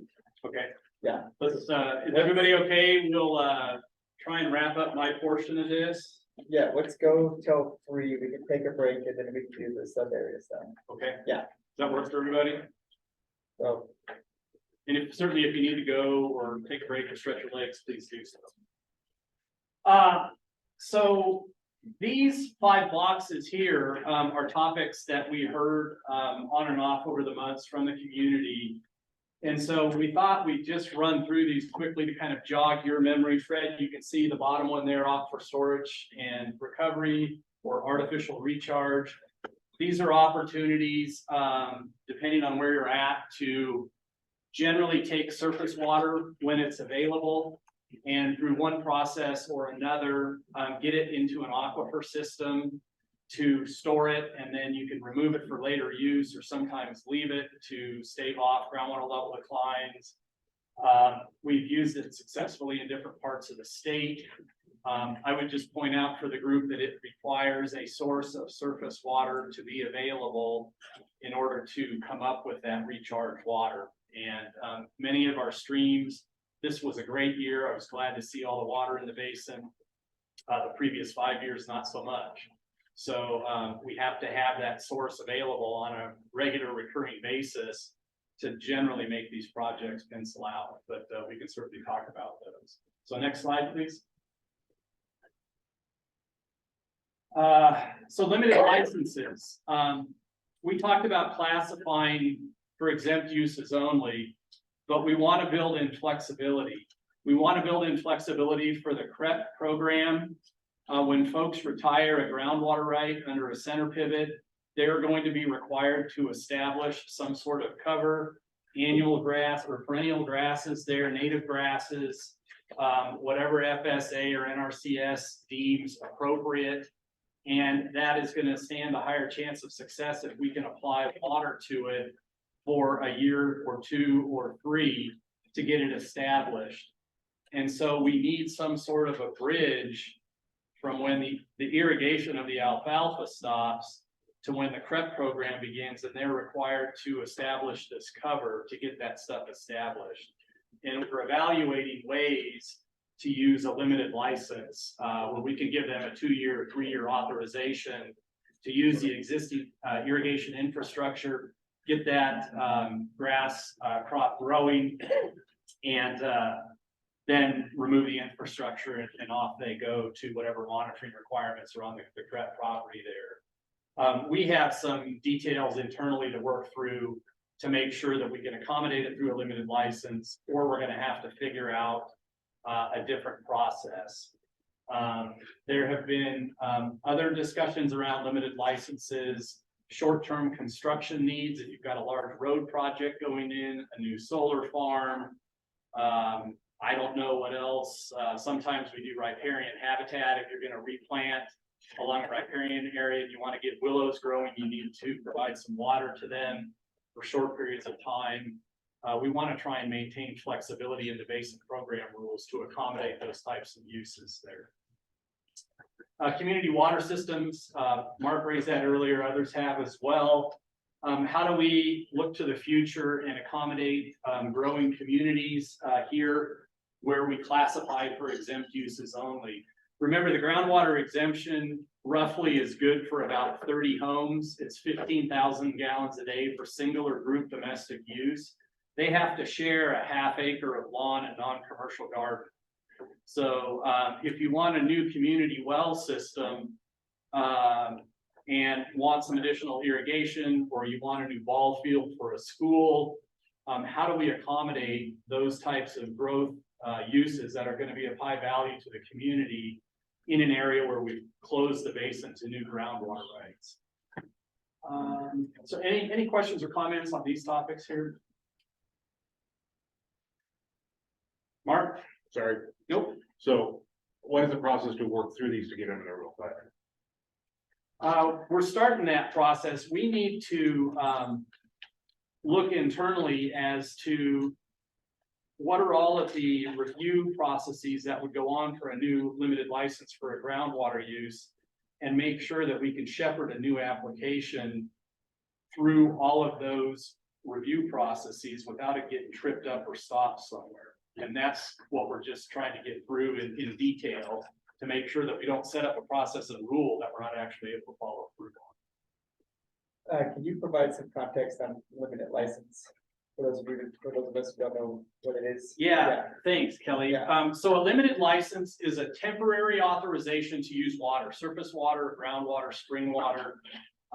They cannot be issued for irrigation, but they can be issued to establish a crop. So like a riparian zone or cover crop, things like that. We can issue them for up to 5 years. And so again, it's a limited time frame of use. It could be a very big use. Most of the ones we see that we issue tend to be for construction water. They're putting in a new dam, or sorry, a bridge across a river. And so the construction companies need a bunch of construction water. And so we can issue a limited license to pull out of the river. They're fairly fast to process by our standards, and they afford a fair amount of flexibility. They still, they don't have a priority date. And so if they start injuring somebody, they can be regulated off. But again, it's a flexible way for a short-term water authorization for up to 5 years.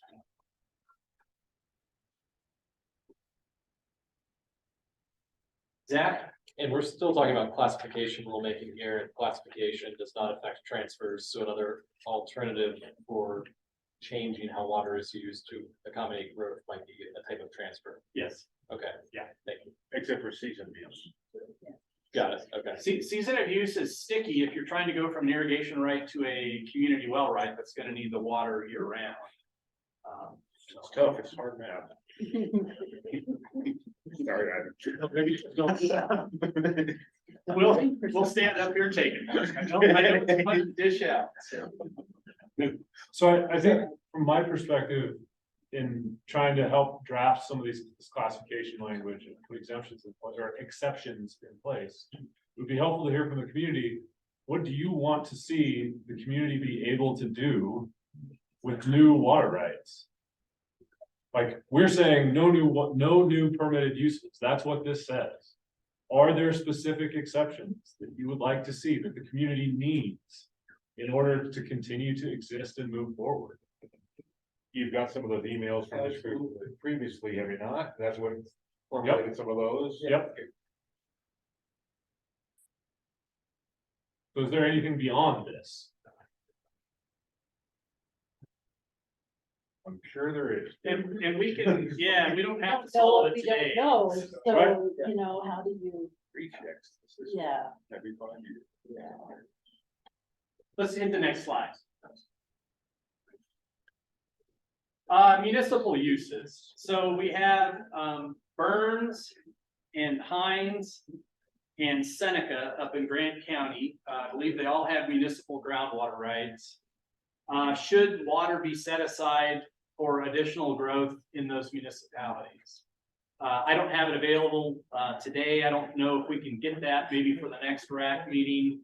How many groundwater rights have been issued, to what rate, and how much are they actually using? They may have, a lot of municipalities typically have over applied for water rights, historically, and are growing into existing rights. I don't know what the nature of the rights are for the three municipalities here, but that's another item for consideration from the committee. So it's in the groundwater plan.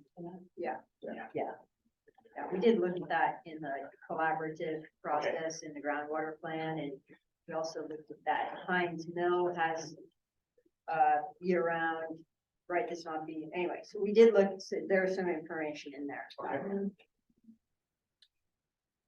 So, okay, this is my first attempt to try to have the conversation about what should we include in classification. How do we facilitate this conversation better with the community? Should we write in rules all these exceptions that we heard, bring it back to you, and here's a list that we're allowing, and then provide, oh no, we should take that off, oh no, we should add this? How do we get to that understanding? Go ahead. I guess one point I think I heard everything you said was the 12-month versus 6-month issue really is a question of quantity anyway. And then the opportunity for storage. You have a number of multiple uses, including artificial recharge, that could be applied to storage. Storage might be just a change of the timing of the use, not an expanded use. So those are points I think that are really critical in terms of the community going and issues that will come up, because that's called water management that we all do that have surface or groundwater water rights. We have to look at, water distribution and timing of use, and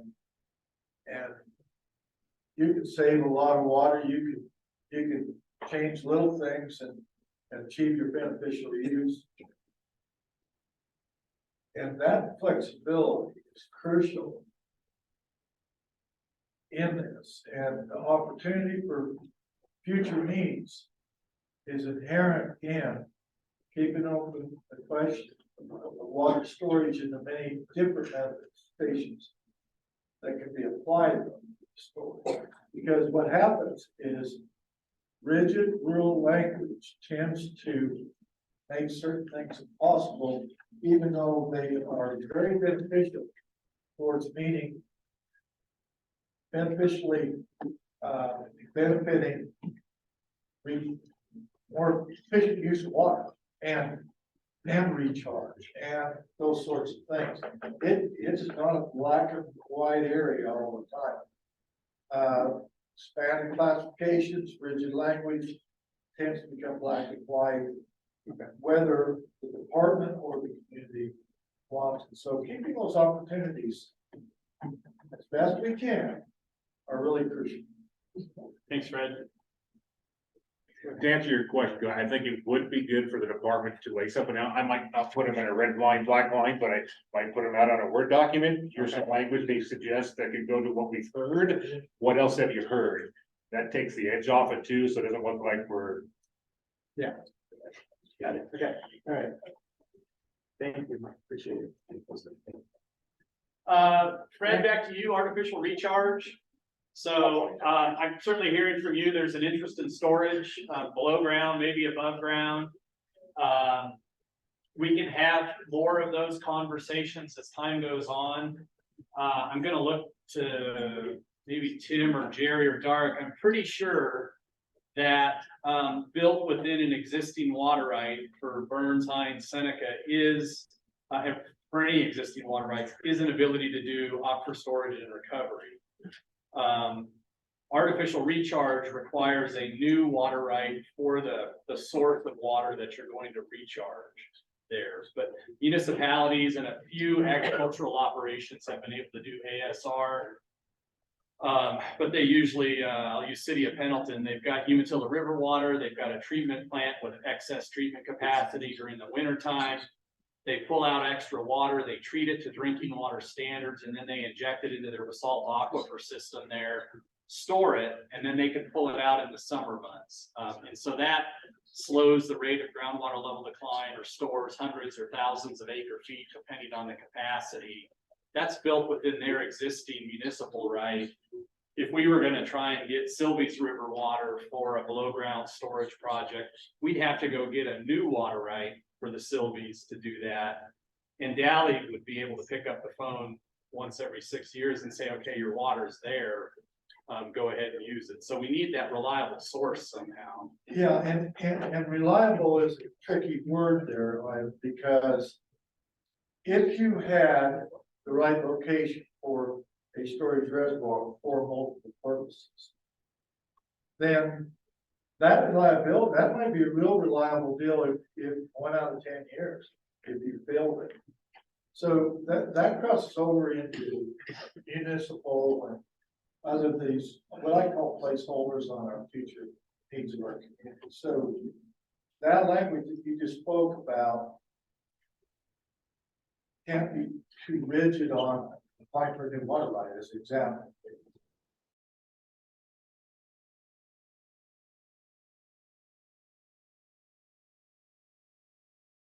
Surface water, the rule modifications we're dealing with in this RAC aren't going to impact surface water in any way that I can see right now. So And just for the clarification to everybody listening, is in this type of environment, we have great pulses of water like we saw this year. Where the water in a closed basin goes and you lose 85% of it, even when it exceeds the uses of that water. 85% by your guys' data is lost. So there's lots of room for working together on the issue. Because you're using excess water, but it's got to be done, it's got to be available on a 12-month basis. Because if you have a big winter snow, that water is available if there's a way to capture it. That should not be precluded by real language. But I think you understand what I'm. thanks, Mark.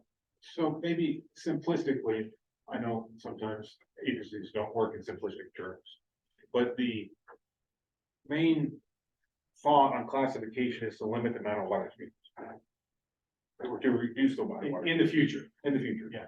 So I mean, is there a way that we can write something simply in rules that we can't expand the amount of water we're using, but we can look at further ecological, economic reservations, and we could I mean, I think there's a simple way we should go do this, but instead of having to list every specific exception that we want, and still make sure that we're not expanding use as far as quantity, but That's kind of the offset or mitigation concept. And there may be a streamlined way to get there. I would sure hope so. So I'm happy to explore that with you, Mark. It's a good concept. But right now, all I'm saying that the normal way to change a water right is through a transfer process. And we've just found that it has some limitations associated with it. And we need to update, and modernize that process as well. So can I say that back to you, Mark? So it would be beneficial to be able to look at it from a use perspective and not necessarily from a use perspective. And maybe try to figure out how to build the rules so that you could take an existing water right that is using water and cancel it and reissue a new water right using that same water, as long as it doesn't exceed that quantity. yeah, rate, duty, quantity, however you want to do it, yeah. And Right. ingrained flexibility to make sure we're meeting our goals by reducing use, but not limiting ourselves for future conversations Right. that we don't understand. So if you want to put in a municipal water system for Crane, this city somehow acquires a water right, cancels it, and shows a 1-for-1 with that. Yeah, I'm not gonna argue Based- based itself, but Based on the quantity, yeah. yeah, Okay. I just want to make sure I understand it, what you're going. and everybody has consent to injury and we're all happy and we move on. Okay. All right. Next slide, Kelly. I think we've already asked this question. Any new ideas around the classification topic there, we'll just post that on the table and get back to it in future RACs. And we'll get out some proposed language on this classification material that folks can start mulling over and thinking about. Next slide. I talked about this briefly before, the limited license concept for a CREP. So again, we're looking at authorization for limited use to establish cover crops as part of the conservation plan. And that authorization would only be valid for 2 to 3 years to establish that cover crop. We'll probably be working with folks, any information you all have on establishment of cover crops, what's the right amount of time, the right amount of water would be helpful to know. Next slide. Zach? Really quickly. Yeah. That makes a lot of sense to me. Does that need to be included in the rules, or is that something that's kind of just context that you're saying? I think it's gonna have to be included in rules. Okay, so we're gonna see a revised rule language about classification to incorporate limited Yes. licenses for crap. Okay. Or just your Word document to start with. Right, not necessarily. Sort of take the edge off. Yeah. All right. Thank you.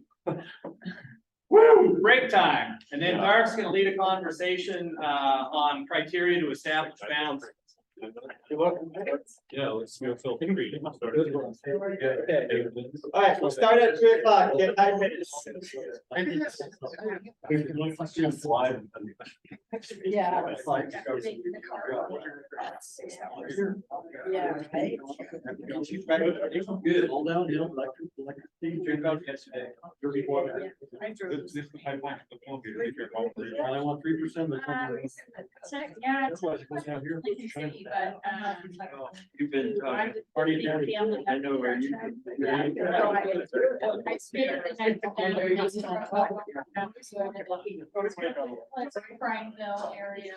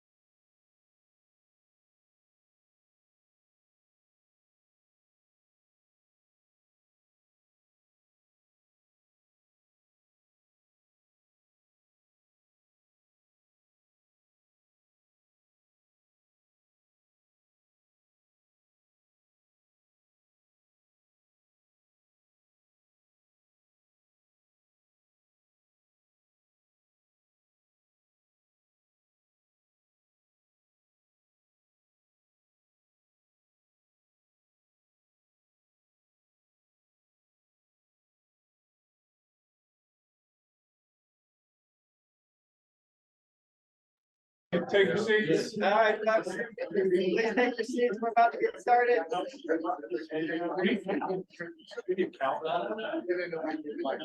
Mark, you got a cowbell? I do not. I don't know cow. But.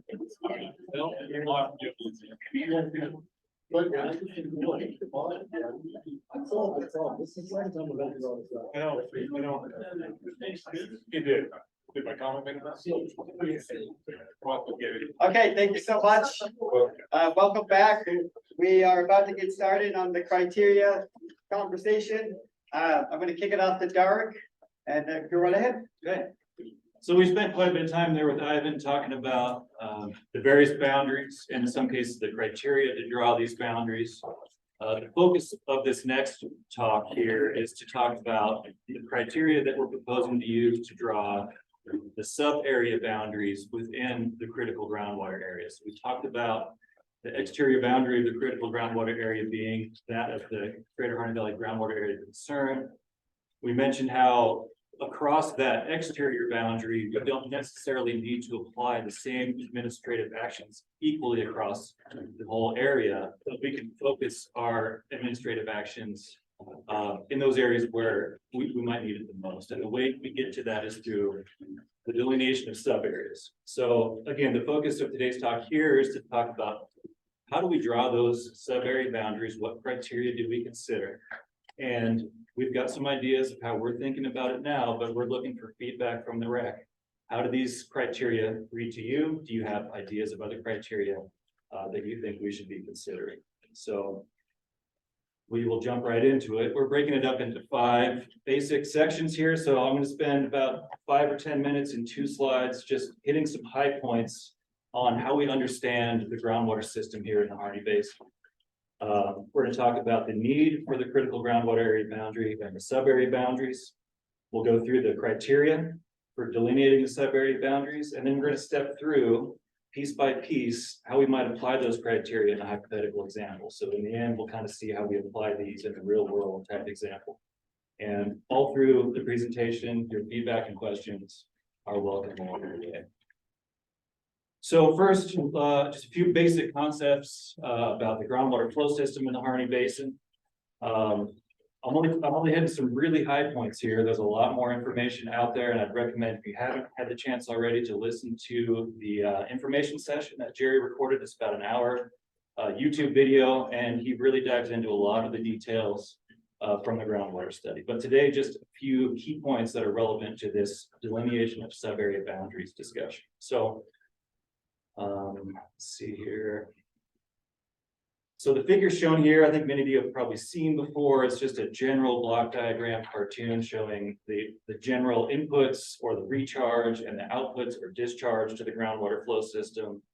Groundwater recharge in the basin is primarily sourced from upland precipitation, both snow and rain in the uplands.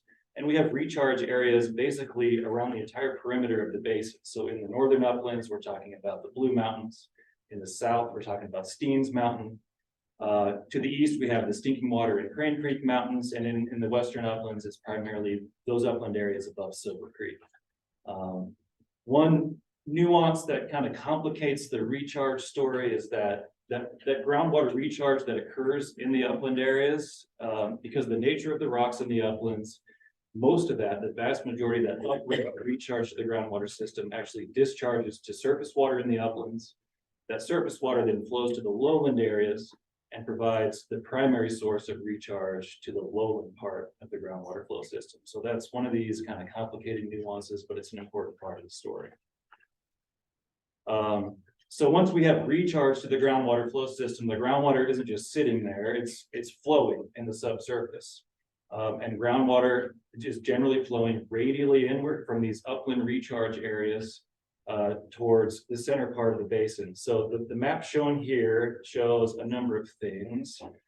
First of all, the colored polygons, the different colors on the map basically represent different groups of rock types. So we call these our hydrostratigraphic units. They're really just groupings of rock materials that behave similarly with respect to groundwater storage and flow. So you can see there's a wide variety of material types across the basin. Groundwater flows differently in these different types of subsurface material. But ultimately, groundwater flows is hydraulically connected even between different types of rock. So another thing that this map shows is the blue arrows, which is just kind of the general groundwater flow direction, highly generalized at this scale, but just kind of depicting groundwater flow from those upland recharge areas again towards the center of the basin. So a couple of key points, again, kind of radial flow from upland areas to the center, groundwater occurring in multiple types of geologic deposits, each with unique and varying hydraulic properties. But importantly, groundwater flows both within these rock units and can flow from one rock unit to another. So hydraulically connected throughout. An important point, and this was mentioned earlier, is there are no impermeable barriers to groundwater flow that are known to exist really anywhere in the basin. We have, again, different types of rocks. Groundwater can flow at different rates through these different types of rocks, but there's no really evidence to support impermeable barriers to flow. So I guess the big takeaway, really, my whole point of this brief overview is just to communicate that when considered as the entire hydrologic system from recharge through groundwater flow through multiple hydrostratigraphic units to the discharge areas, the Harney Basin, the entire basin can be considered a single hydraulically connected groundwater flow system.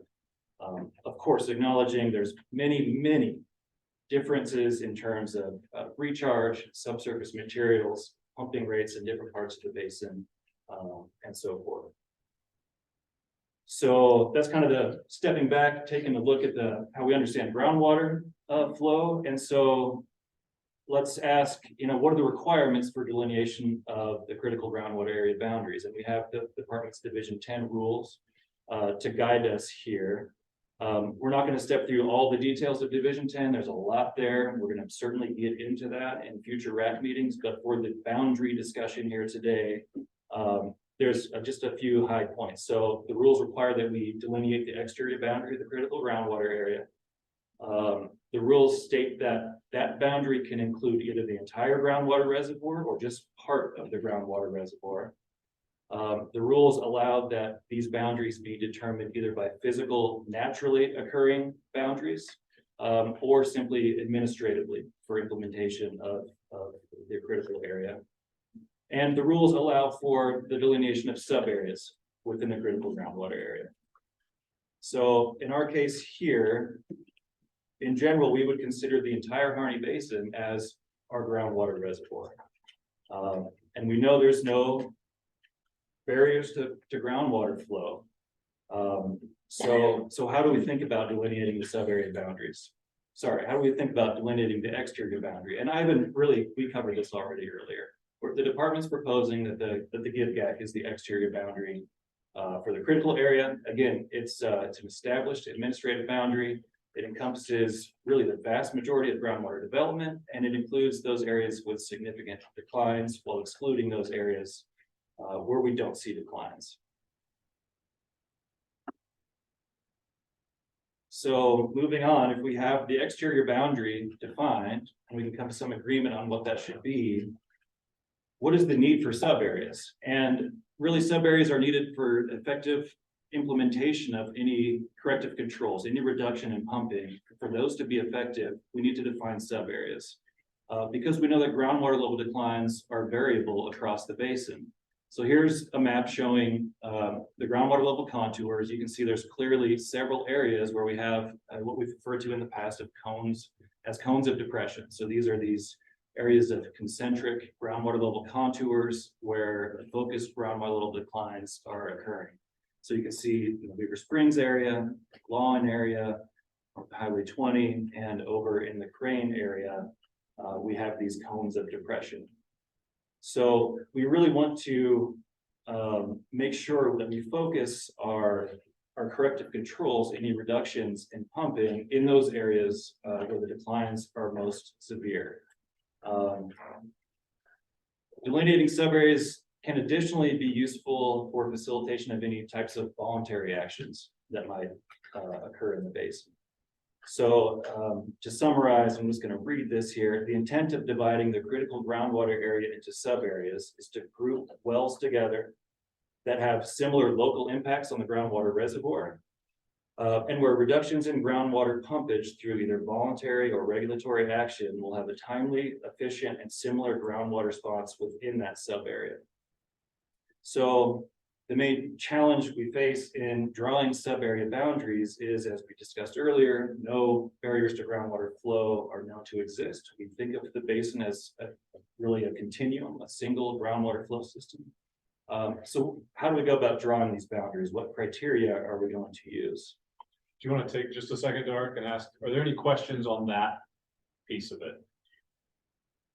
I think the frustrating thing is just that there's no evidence that there's any barriers, but there's also no evidence that there's not, so, right? I mean, the technology is not there to make that full determination, and you can't do anything about that, like, that's my understanding from your. Yeah, I'll address that. The groundwater contours, pop back a slide.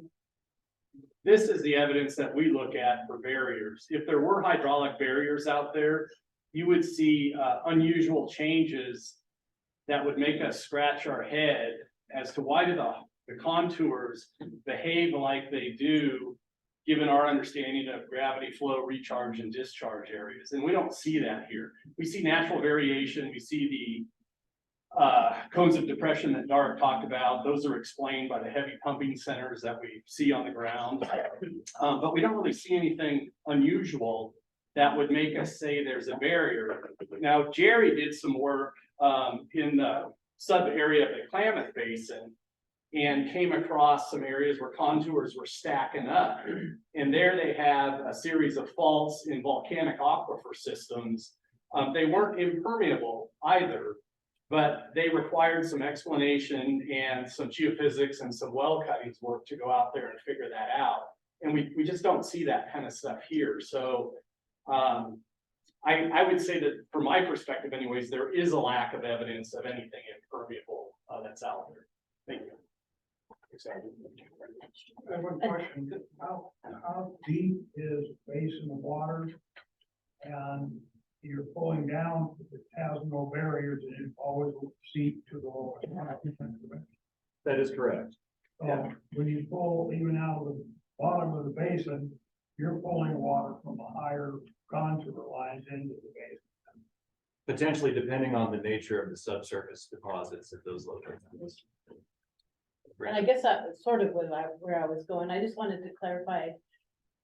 What confounds this is that the direction of the flow can change because of the cones of depression, right? That's right. So, you know, if this was a surface water reservoir, you could pump at any corner of that reservoir and the whole reservoir would go down uniformly. But because of the nature of fluid flow through porous media, so because of how groundwater flows through our sandstones and our siltstones and our lavas out here, that hydraulic response has a timing component to it. So that's why we see, in addition to the pumping centers being located where we see these cones of depression, it's because of the subsurface deposits that results in these isolated zones rather than a surface water reservoir where everything just goes down uniformly together. Right, so then, like, you know, addressing use of groundwater, you may not get the effect that you're hoping for because with the groundwater has changed direction in terms of flow, right? So you could be making an action, but it's all still like trying to go to this place and you're still getting wells, you know, that are still defined, right? Sure. Yeah. So it's that, I guess that's the thing that's always bothered me about, how do you come up with effective solutions because of that? Right, and there's confounding problems at every turn. Yeah. And you know, these contours are based off of a snapshot in time, really in 2018. And you know, as things change, as development changes out here, these contours aren't going to look like this into the future. Yeah. But this is a snapshot of pretty close to what's happening now in the basin. Right. It's a good basis for us to begin to form our decisions on. And really it's the state of the art as far as science goes. in Harney County, and really it's probably the best science across the state as far as being current. Anything more there before I jump into the criteria? So right now, we're proposing 3 primary physical criteria to help guide and constrain how we delineate sub-areas across the basin. I'm going to step through each of these in subsequent slides, but really quickly, the first and often the most critical and important is hydraulic gradient, which can simply be thought of as the driving force of groundwater flow. The second is groundwater level trends. So these are the water level data that we have that can provide information on both the seasonal and long-term response to stresses, such as pumping and recharge. And then thirdly, subsurface materials. So this is the geology. These are the rocks and deposits that the groundwater is flowing through and is stored in. So we'll step through each of these individually in the next series of slides. So as I said, first, and in many cases, the most important is hydraulic gradient. Simply the driving force of groundwater flow. Groundwater flows from areas of high hydraulic head to areas of low hydraulic head. And hydraulic gradient can indicate to us a number of things. First, it can indicate what the groundwater flow direction is. So groundwater flows perpendicular to these groundwater level contours that we have. And there's some places in the basin where divergent groundwater flow is known to exist. So if we look on this map here, there's this area. Here's Warm Springs Valley, Double O area. Sage Hen Valley is kind of up in this area, and we've got this plateau up here across which to the north groundwater is flowing kind of northeasterly, and to the south groundwater is flowing southerly from the top of that plateau. And so this is an area where we might be able to use that information to constrain the location of a sub-area boundary. Can you point that out on the map? Because we couldn't see it. We can see my arrow.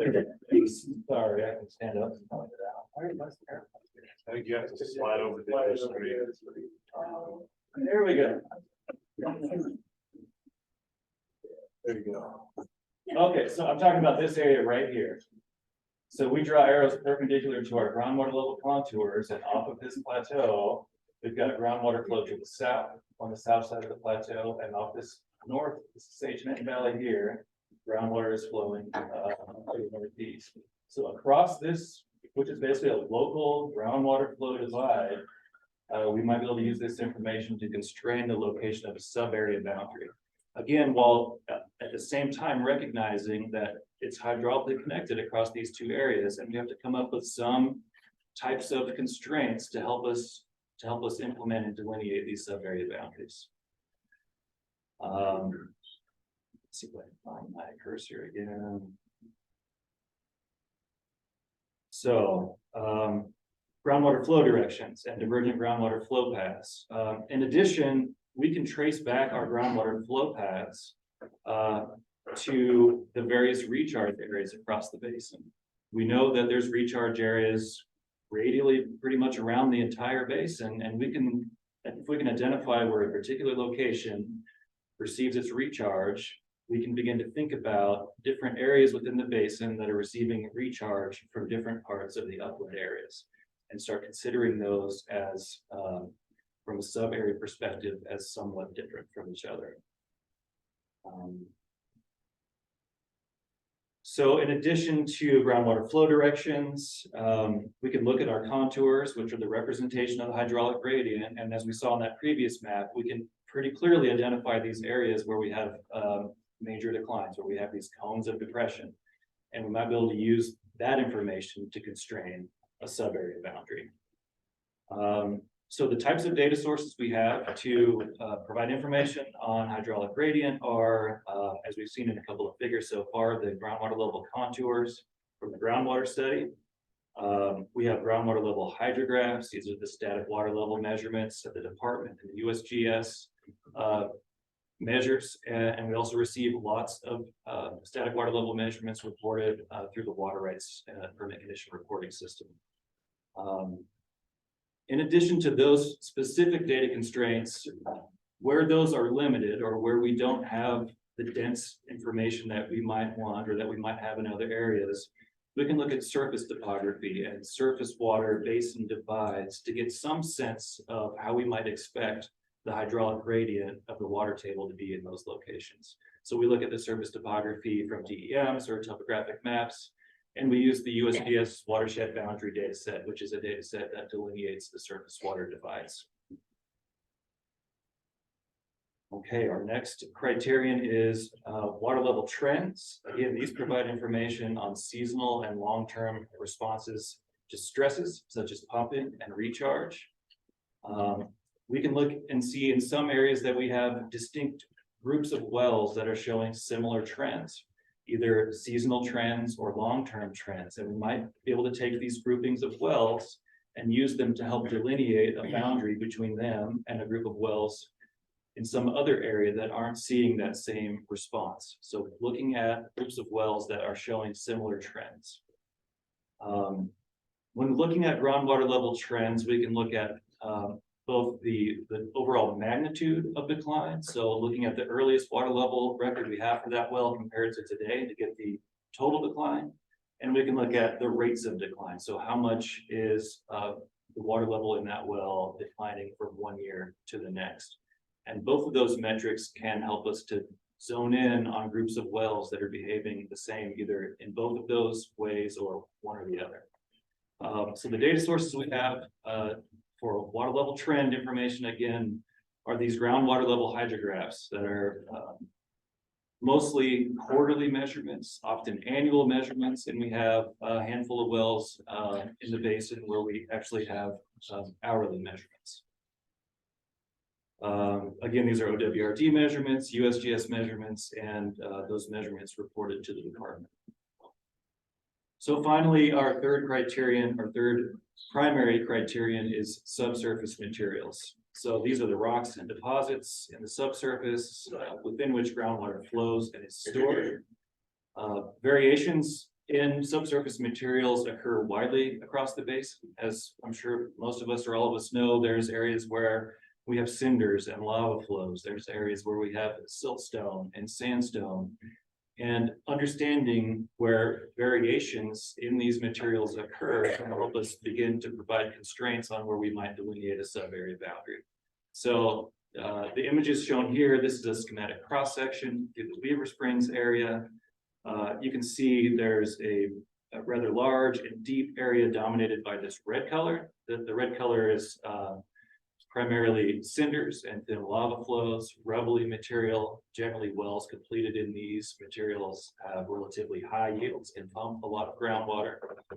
And then surrounding that area in the beige color, the tan color there, are what we call our basin fill deposits. So these are siltstones and sandstones and some minor volcanic rocks. And in general, overall, wells producing groundwater from these deposits tend to have much lower yields than you would find in the cinders.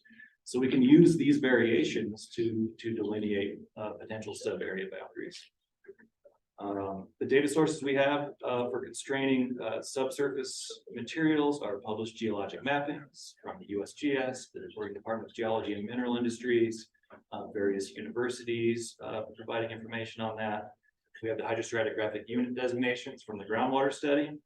And of course, for understanding subsurface materials, we look at a lot of well logs, so drillers' formation descriptions on well logs. And we also look at the pump test of well logs to understand what the distribution and yields are across the basin. So those are our three primary criteria. I'll stop now and see if there's questions on those. Again, hydraulic gradient, water level trends, and subsurface materials. Questions, feedback, concerns? Roger, do you have anything, any concerns, any questions for Jennifer? And I'll step through an example. If it's not crystal clear right now, I hope that stepping through the example will kind of help make things a little more clear. Yeah, I have some questions, but I just don't think they're gonna be all right now, so I'm just waiting to see what's going on. There's a lot here I don't fully get, as to what we're trying to achieve. If we wanna know where the areas are that have the lowest water table and need the most attention, I think we did that over the last 3 or 4 years. So all of this stuff about the soils and understanding all of this, it may be useful, but I haven't yet to see how. So Roger, really the difficult thing, I agree. I think most of us can look at the contour maps, you know, from 50,000 feet and kind of identify on the map where the biggest issues are. But at some point, a line needs to be drawn on that map, separating where those issues are worse from where they're maybe not as bad. And so we're using these criteria to help guide delineating those boundaries. Is that? Okay. Like I say, I'm just listening, that's all. Okay. We discuss stuff as we go, just to try to understand it. Okay. Don't worry about it. If Senator Cohen was showing, or if you look at the red, the centers in there, that is going all the water in the depth of that. Would you repeat that? Is that what you see? Is that what you see?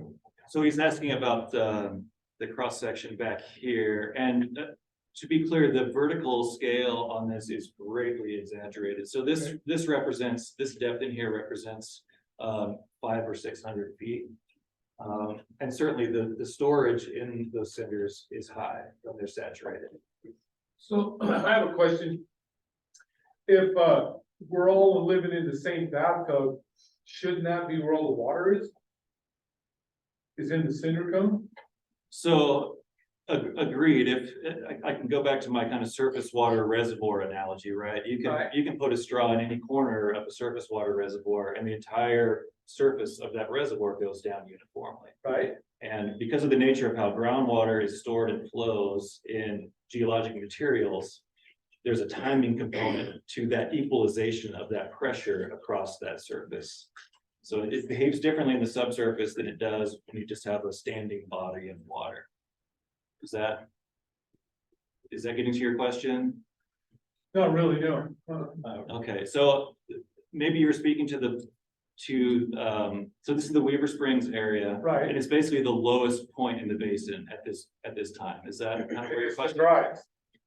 Well, no, if you look at the elevation of the water table across pretty much the entire basin, the Weaver Springs area is kind of the new low. It's kind of the new low. So that is ultimately where much of the groundwater is heading over that time period that groundwater is flowing. Jerry, did you have something to add on that? Yeah, so Exactly.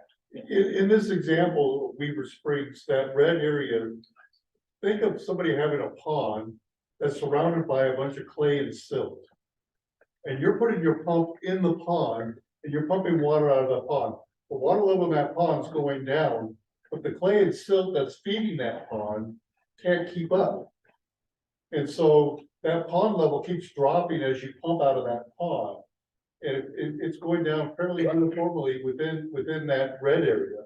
But as you get outside into that lower permeability, it's going down, but not at the same rate as it's trying to feed that pond. So you're drawing water up faster than it can be replenished within that local area. So really, it isn't all in the same bathtub. Well, it is. It's just that you have different geologic materials. So then you do have barriers in the ground. No, it's not barrier. It's continuous. Yes, it is a barrier. It's stopping the water from coming. It's not stopping. It's flowing. It's flowing. So it's still a barrier. No, it's not. It's not a You guys said barrier. here an hour ago, there's no barriers in our basin. It's not a barrier, because if there was a barrier, you would have a blockage to the flow. There's water flowing, but you control it at different rates by the type of material that it has to flow through. You won't win this argument because I've already had it, but was it just like some sponge that? So when the water moves, it's gonna flow to the easiest place it can go. And so that doesn't mean it's all gonna end up in Weaver Springs. It could easily find a different way to go someplace else, even though it's higher. So it may not be a concrete barrier, but it could easily be one that diverts enough water to not be able to anticipate that by shutting somebody off up north, that Weaver Springs is gonna ultimately end up with that water. No, it could be easily pushed someplace else. Most of it could, okay, it's not a concrete flow, but it could easily push that water someplace else. and not ever go there. Well, it's just, I guess the reason I asked the question is because 8 miles, that would be southwest or northwest, I guess. The man over there said he moved there in 1976 and it's dropped a foot. So in my mind, if it was all of it, one big bathtub, that you would sure think that that water from South Silver Creek would be running into that bathtub.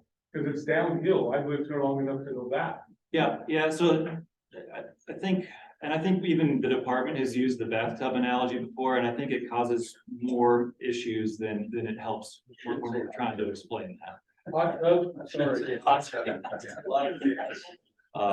So it's really, it's a matter of timing, and I'm hearing a lot of very strong feelings really about this issue, and I think ultimately we're mostly talking about the same thing, just in a different way.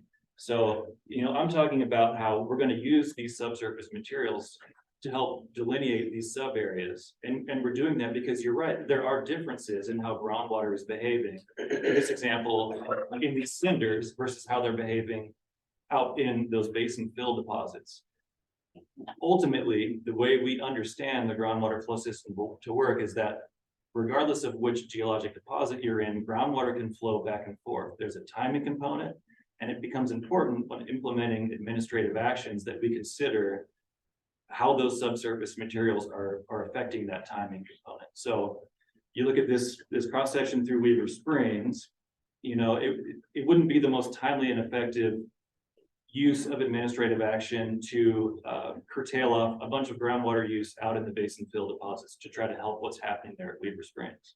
So we're using our understanding of the subsurface materials to draw these sub-area boundaries.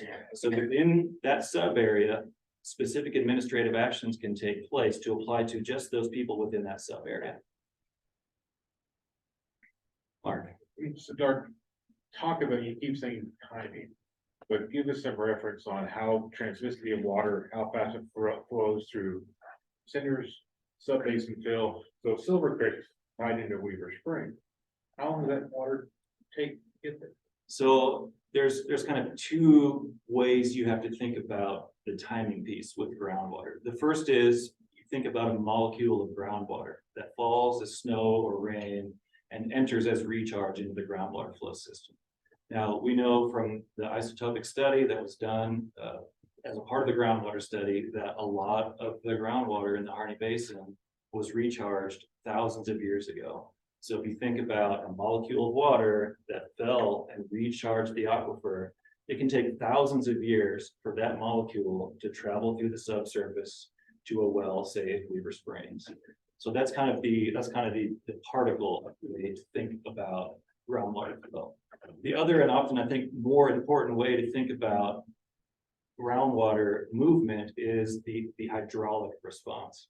So you can affect the groundwater levels at somebody else's well without necessarily propagating a molecule of water from your well to their well. You draw your well down and there's a hydraulic response, there's a pressure response within the aquifer that doesn't require necessarily that molecule is going from your well to their well or vice versa.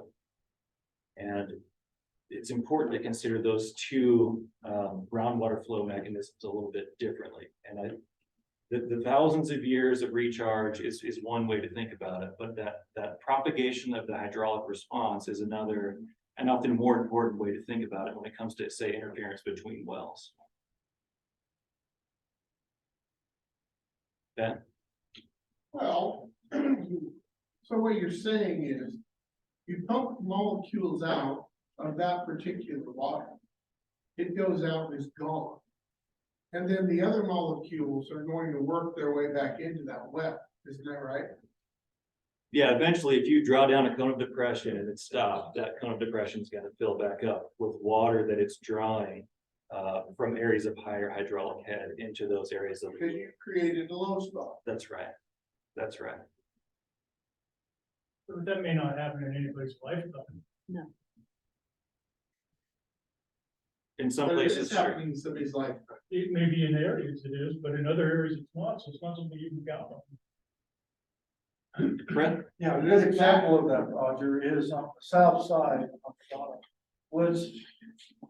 The water generally higher up, does flow perpendicularly to Contour line. And then it heads east on Contour, or generally with the Contour, because of the subsurface geology. So to me, it's always been a problem when you lump the very low permeability soils and geological units with higher permeability of geological units. And the Donner Cliffs is a perfect example where generally we believe, and I don't think we have enough information on the hydrological, geological subsurface there, because there's not a lot of wells to say it, but there's good evidence that that water goes east. That's with Contour. So there is in essence a barrier, otherwise it would end up at the bottom underneath Tiger Lake. So that's, I think it's important to separate out on these mapping and management stuff is the great permeability differences that exist. And that comes back to what you've heard me harp on before is when we get new information, better information on the hydrogeological subsurface, we might find out we've been kind of wrong. And some of our assumptions that we've been making. But that's a good example where that goes, that doesn't go perpendicular. The old studies and the new studies show now your lake, big clay sink. And it's to talk about that molecule water flowing in and out of that area, to me is irrelevant for management and the overall assumptions in the basin that we need to understand and prove up over time.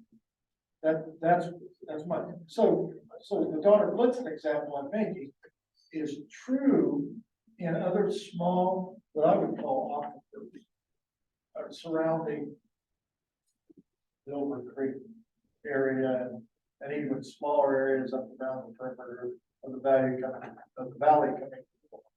Obviously, that's all right. It's a long way.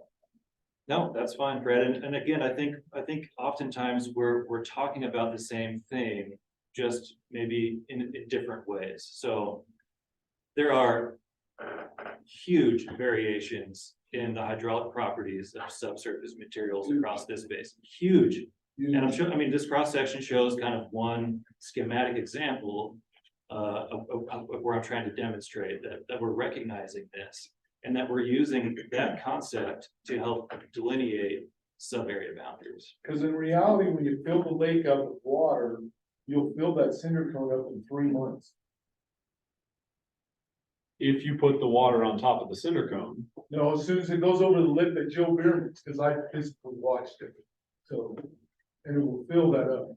It'll raise your wells to a 35-foot pumping level. Right. And so it'll do that in a 3-month period. Do you mean 1984 levels or? Well, you gotta push it to Joe Bierman's house, you know, to the bottom right there on the fence line. Yeah. And it, you know, the research we did, there's a rock wall right there, and as soon as we go to the rock wall. It'll come.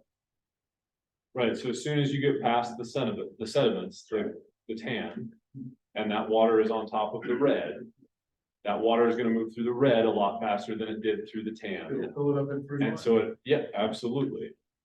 But that doesn't, But then the point is, when you go out past that lip and you drill a well, you know, Tony, it's nothing but clay, and I don't know how you move any water through the clay. right, and again, I think Dark's exactly right, we're saying exactly the same thing. We wanna manage based on the local geologic material and make decisions for that geologic area. I think the confusion that people have is that you're saying that it's a sort of a bath, we're all in the same bathtub, when in fact, maybe in the very extreme over 1,000-year period, we're all in the same bathtub, but in our lifetimes, you know, and that these these more, site-specific conditions do dictate what's going on in that region, and we all are saying, yeah, that's what we agree with. And so I think you're right that we're saying the same thing.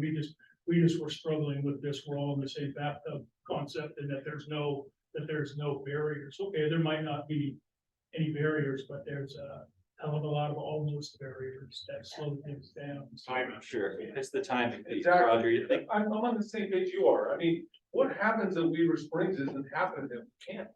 absolutely, and I think I But when really you do guys think drew we're your saying the same map, thing. it's all, you took in Buchanan right along with Weaver Springs. Well, this is the main motivation for these sub areas that we're talking about. This is the main, I think we're all speaking the same, making the same point, just in different ways.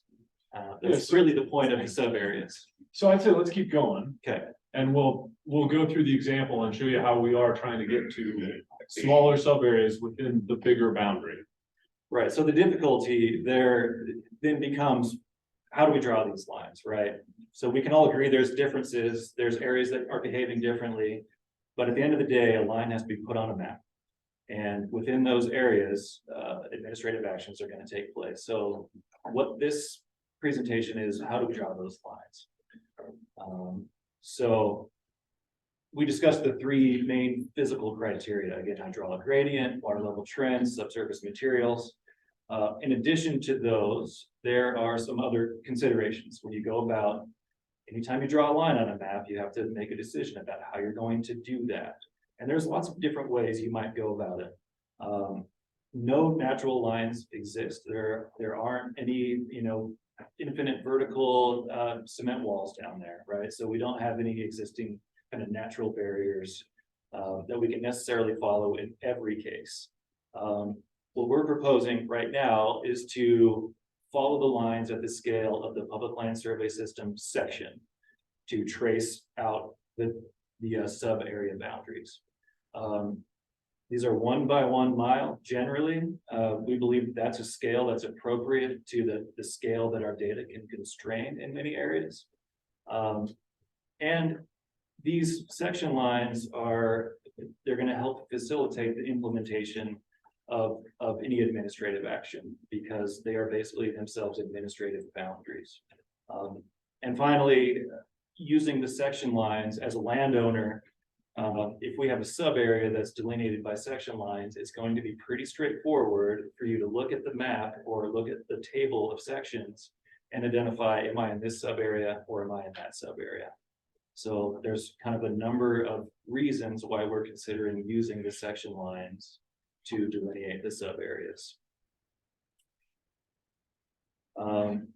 Finally, one additional consideration, because this is an administrative boundary, we're going to be implementing administrative actions on groundwater wells. We have to consider, in addition to these physical hydrogeological considerations, we have to consider the distribution of the wells, of the groundwater points of diversion. And just to understand, are there some that are way on the edges of, where we might have drawn our lines, and how we might think about how that affects the implementation of the administrative action that occurs as well. So I'll stop there again. Next thing we're going to do is jump into an example, but I'll take one more opportunity before we do that for feedback from anybody in the room or online. I haven't seen anything online. Zach. Yeah, I'll just provide some positive feedback. I think the three criteria that you outlined make sense to me. I think the units, the PLSS sections also make sense to me. So I'm looking forward to seeing the example. Okay, great. If there's nothing else, we'll jump into it. And of course, we're going to go, for our example, to the Weaver Springs area. I think many are familiar with this area. It's unique in a number of ways. There's a well-developed cone of depression, large persistent groundwater level declines exceeding 100 feet total in some areas, high annual rates of decline exceeding 10 feet in some areas. It's located far from any of our upland recharge areas. So any recharge that's occurring in the uplands is not reaching this area in many, many years. And there's a unique geologic setting, which we saw in that previous cross section. So just to make sure we're all oriented, I'll add some geographic labels. For those of us that are less familiar, you see Wrights Point, Highway 205, the Narrows, Harney Lake, the Weaver Springs, Dog Mountain area here. So the first thing we'll do is discuss our first criteria, hydraulic gradient. These are the groundwater level contours across this area. We can, like we mentioned before, use these contours to get a sense of the groundwater flow directions. And from these groundwater flow directions, we can begin to identify some areas locally where we see divergent groundwater flow, like the example I gave earlier. So we can look at the groundwater flow directions and see a line through here across Dog Mountain where groundwater is kind of flowing north, northeast, and east on the north side, and more southerly into the main Weaver Springs cone of depression to the south. So that's one area where we can identify divergent groundwater flow. There's a couple more we'll look at here. On the west side of the cone of depression, we have another example where groundwater is flowing westerly on the west side and easterly into the cone of depression to the east.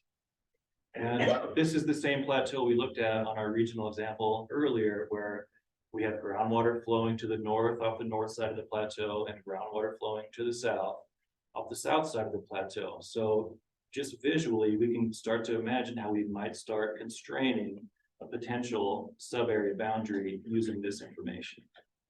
And finally, we obviously can all see that there's a pretty pronounced cone of depression here. And we can start to look at what's the extent of this cone of depression. Where do we transition from where significant declines are occurring, where this cone of depression is well expressed, out to the margins where the hydraulic gradient begins to flatten out again. So these are the types of constraints that we can begin to build using the hydraulic gradient information. So let's move on to water level trends. This is again showing that same area. The dots here are wells for which we have sufficient water level data to calculate a total magnitude of decline. So for the most part, what this takes is two water levels that we can compare. What's shown in the red dots are wells for which we've seen and documented greater than 50 feet of total decline. You can see that there's a pretty clear grouping, right? And we might be able to start constraining a potential sub-area boundary, for example, through here, that separates this clear grouping of wells that have significant magnitudes of decline from wells to the north that aren't seeing that magnitude of decline in general. And similarly, on the southern end, we can constrain that grouping from wells further to the south that aren't seeing this magnitude of decline. So just an example of how one might use a threshold such as 50 feet, looking at the water level trends to help identify groups of wells that are behaving similarly and further that are behaving differently from wells in other surrounding areas. Tony, go ahead. And that, what year period is this? So, Five? so there are important considerations when using water level trend data to calculate a magnitude. Obviously, different wells have different periods of record, right? You might have a well that has a first measurement in 1960 and then another measurement in 2023, and it's going to show a much larger magnitude than a well that you just started measuring in 2017. So when you're looking at this data, you have to be keeping in mind the whole time, you know, what are the relative periods of record for wells so you can have an apples to apples comparison.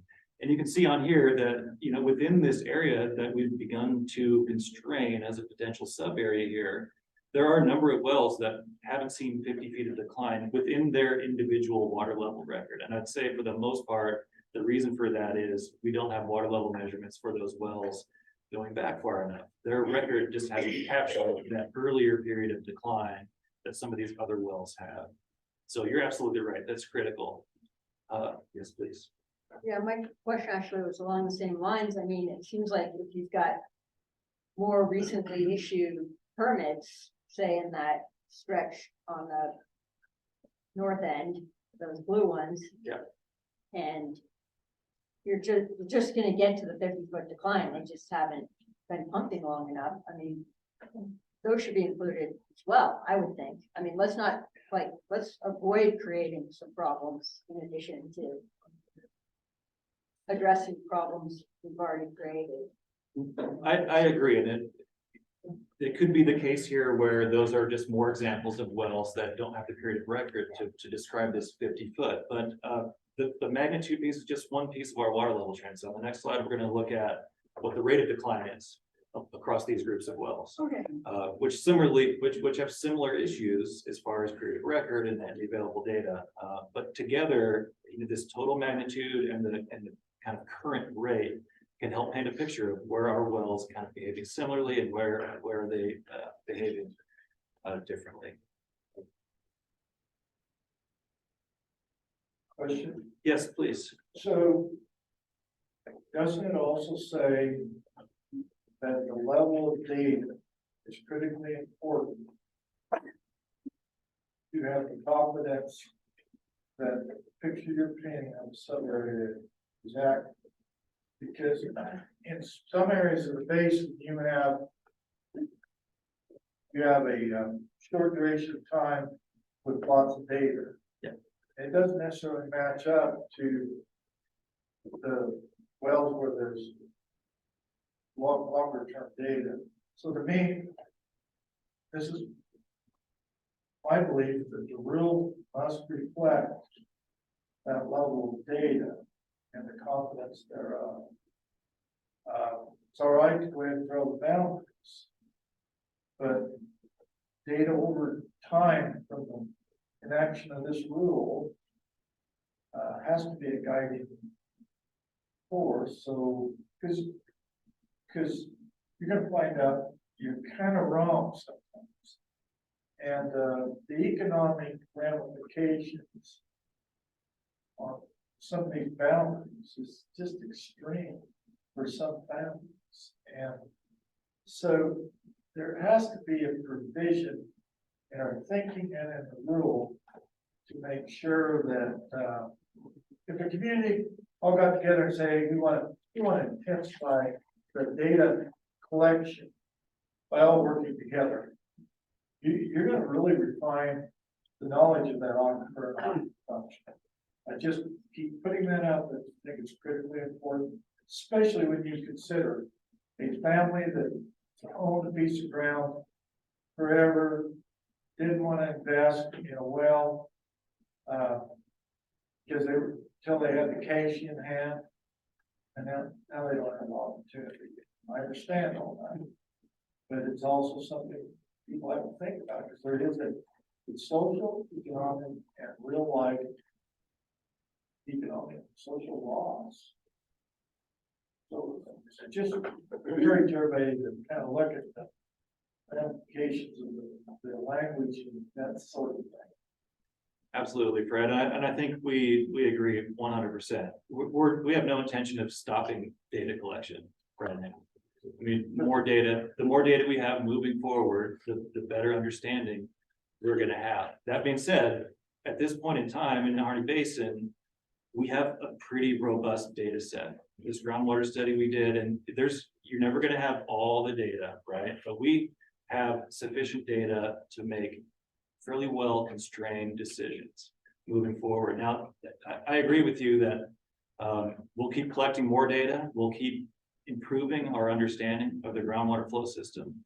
And those Division 10 critical groundwater area rules, I believe, Tim, correct me if I'm wrong, allow for modification of sub-area boundaries as needed under periodic review. What's the process for that? The same as this. Open Open up the rules and go through another rule process. Yeah. Same with the critical boundary. Critical area process. That's what I thought. And so the data 2017 to 2023 is going to look in some areas, not all. It's going to look a lot different than the 2017 data to 2030. Some areas especially. That's part of my point. Yeah, I think we're in agreement. I have a question if you don't mind. It's so is there a way to calculate using the rate at which the wells have been declining, to estimate how much overuse of water there is to create a static well in any of those cases? Can you calculate how much water is, how much overuse there is, how much water would need to be conserved in order to make a static well out of those? In some cases, there's a straightforward way you can look at that. If you have a hydrograph that goes back far enough, that shows the changes in water levels back to a period before any declines began, right? You can go back to that point in time on that hydrograph where, you know, water levels were pretty flat, say from the 1960s through the mid 1990s. And then at some point in the 90s, things started to take a downward turn. You can use that water level data, those hydrographs. You can go back to that point in time and you can look on the ground, you can look at the water rights records, and you can ask yourself, well, how much groundwater was being pumped at that time? And if stable water levels are the goal, you know, maybe that's a development level that, you know, somebody can make an argument would be the sustainable development level. Is that kind of getting at your question there? Yeah. Is that what That we're would be- trying to do once we identify these specific areas? So that'll be a conversation for future RACs. I think the goal today is, you know, let's see if we can come to a consensus on the criteria that we'll be considering to delineate these sub areas. And if there's other ideas, if there's other things we should be considering. But certainly moving forward, it's then, you know, what are we going to do within each of these sub areas? And what are going to be the thresholds or the criteria for those decisions? But for today, right now, we'll try to get through this sub area criteria presentation, and I think we'll summarize kind of what our expectations are for future RACs before we're done here today. We're doing on timing, Kelly. You're good, keep going. Good. Can I ask a question? Yeah, please. Once these are designated into either the swamp or the critical water management area, is that forever? No, so there's Or is there ability that if it starts working, the water is recharged, there's certain criteria then that will be put in place to take this off the table? So it's gonna be, I think, required under the Division 10. Those are the rules that guide how we implement a critical groundwater area. I believe it's required that we have periodic reviews. Oh, Are these mechanisms working? Can we ease some in some areas? Do we need to tighten the screws in some areas? So periodic review is a huge part of this process. And as we mentioned, that can mean even shifting the sub area boundaries. If needed. Before you guys had mentioned that these have been implemented in other areas, I believe there's only one swamp, but a few critical water management areas. Do you have data published on those where it's been implemented, and then you have the data showing, yes, this is recharging us? Yes, we. Or no, it's not working. Yep, we have that data. I believe we present, is it annually?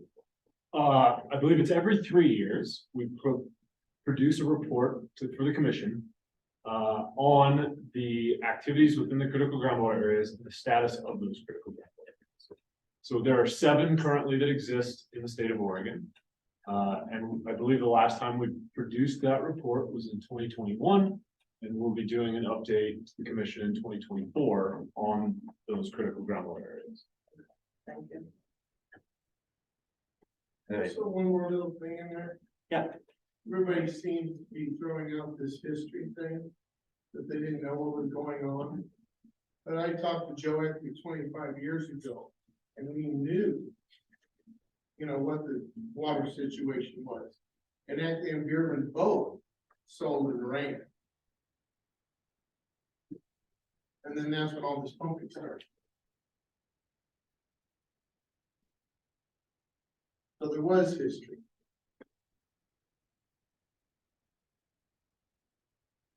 Okay. Ben, I'm gonna move on. We're still here on water level trends. We've discussed the total magnitude. This is that other component of trends, and this is the annual rate. So again, we're showing the distribution of wells in blue and green here. These are wells that have sufficient data for us to calculate an annual rate of decline. In this example, the The wells that are symbolized as green circles are wells that are exceeding 3 foot per year. In this particular example, we're filtering the data to only calculate rates of decline that we can calculate over the most recent preceding 5 years. So we're not as interested in, you know, what was the decline rate in 2011. We want to know what is it kind of now or in the most recent period of years.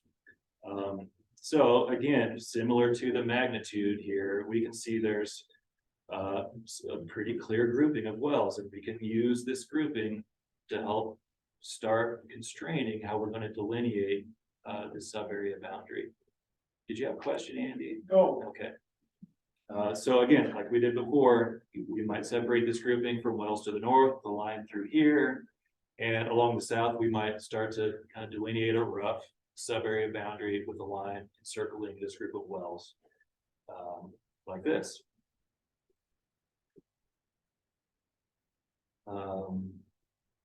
On, so that's water level trends. Now let's move to our third and final primary criteria: the subsurface materials, the geology, the hydrostratigraphy. The first thing to say, and we've kind of gone through this already today, is there's a lot of variability. We use the term heterogeneity, which is just a big long word that means that there's lots of changes, both vertically and laterally, across this basin. We recognize this, and we're going to use this variability to help inform how we might constrain sub-area boundaries. So you can see this is kind of a different view of those deposits that we saw in cross section earlier, but the same color scheme is here. We've got the cinders, the cinders and the lava flows in red. We've got that kind of beige tan area, which is our basin fill deposits. And then the yellow, which is dominating the area, which is our youngest basin fill deposits, but still fairly low permeability, fairly low yield to wells. So we might take a look at our map at the superficial distribution of geologic deposits. And in consultation with reviewing all of the available well logs that we have for this area, we might, you know, start to constrain a potential sub-area boundary based on the distribution of these materials. That might look something like this, for an example.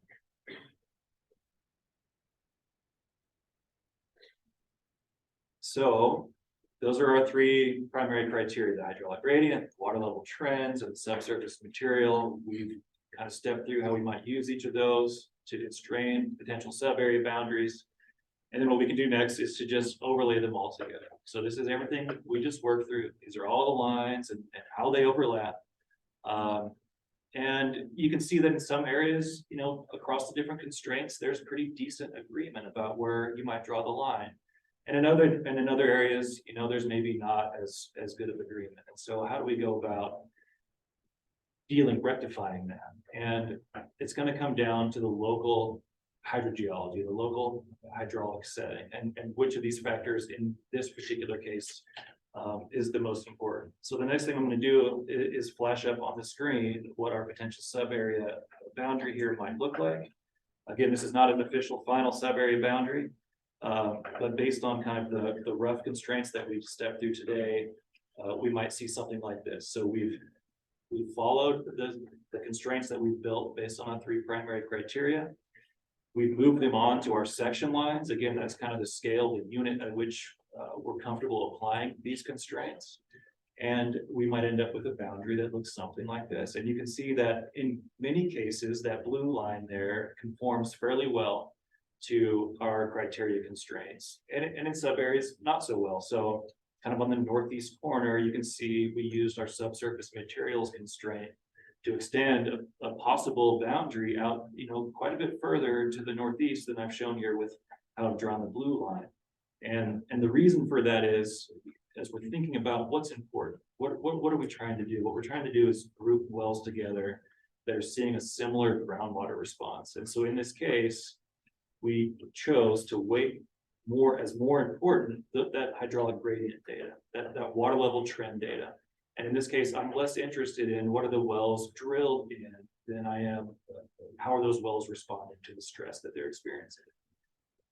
Tony, go ahead. I guess that's confusing as hell to me. It looks like you're circling the whole thing. I mean, it's What am I missing? Let me pull my mouse over there, here, so this kind of circular shape up here to the northeast is the constraint that was produced from the distribution of basically the cinders in the subsurface. And the blue line here, that's more squared up, is what would be the kind of proposed final sub area boundary based on those constraints. And you can see that I've basically chopped up this constraint line up here, and I think what I'm trying to communicate is that in this case, when we're using all the combined overlaid constraints, in some cases, we're gonna have to decide which of these are most important. If they're not in good agreement, which one is going to be the most important? And I think in most cases, and certainly here, we're more concerned about grouping that group of wells together that are seeing a similar groundwater response. More so than I'm interested in grouping that group of wells together that are, developing from cinders, say. So even though there's a similar hydrostratigraphic unit in that northeast section, it's not part of this example boundary because the wells there weren't responding similarly to the wells that are within the boundary. That's exactly right. Yeah. So in each case, we're going to consider all three of these primary criteria. But in some cases, we're going to have to ask ourselves and consider, in this example, what's the one that we're most concerned with? If there's not complete agreement among all of the constraints that we come up with. I mean, did you have good well data up there, or were these new wells, or what was going on with the wells? I mean, where did you just not have like reports? Do you mean in this area here? We have good well data. Oh, you did? The rate of decline and the magnitude of decline in that area truly isn't what it is. It really down. it's different. Yeah, it is truly different. Yeah. Yeah. Were they newer wells or? There's a spread of priority dates Okay. across that area. Yeah. Okay, interesting. And so it's important that, and I think that's the main point, is they are behaving differently. And does it then make sense to group them in with this other area where they're all kind of behaving the same? Right, and the argument I'm making here is that it doesn't, and that it makes sense to instead separate them. The final thing you're trying to do then is to establish a level water removal that's sustainable. Is that what you're trying to do with this? Ultimately, yeah. Yep, so that'd be the next step, right? So first, we're trying to take the entire critical groundwater area and we're trying to slice it up into smaller sections so that we can take targeted actions on those small sections. And as Dark said, those are groups of wells that have similar behaviors. And so an action taken there could have a similar effect on all of those wells. And so the next step would then be to talk about what our criteria are going to be for how we decide what the permissible total withdrawal or the amount of pumping to be allowed in each sub area will be. So I have a question, and in your study, you guys have figured out how many CFS a minute or what a year is coming into the system and how much you're taking out. How much are you taking out more than is coming in? How much is the water budget out of balance? Yeah. The estimate is about 110,000 acre feet, I believe. How much total irrigation's in How there? many acres, convert that to how many acres is that? Well, what is the average duty in Harney Basin? About 3 acre feet per acre? 2.42, so. Some are 3, some are 2.4. That would be about 11,000. So how come if it's all in the same area, the same water, how come you don't open the correct program and see if there's 11,000 acres that want to get out and see if it balances rather than going through all the synergy? Is that too simple or? We're doing that. The CREP program. I is don't know why open. you do that first before you draw the lines. When is the CREP program opening, Jason? We're targeting late September, but this fall. Maybe there's 15,000 acres out there that don't want to farm anymore. You know what I mean? With all the studies that you guys have done, that would solve the problem. The CREP program's got a goal of 20,000 acres over the life of the program. And that would retire 60,000 acre feet of paper water rights. Little, it's less than the consumptive use. What we're dealing with though is a non-uniform distribution of pumping. And so we could go up into the Silver Creek Valley as an example, where our decline rates are very low, a half foot to a foot per year, and retire 20,000 acres.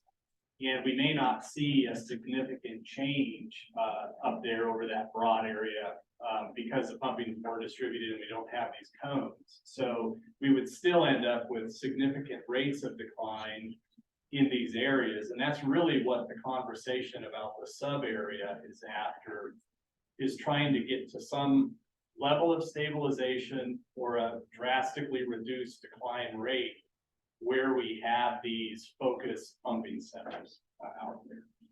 And the remainder of the basin outside of the sub areas may not face any curtailment at all, because we may not see any measurable response.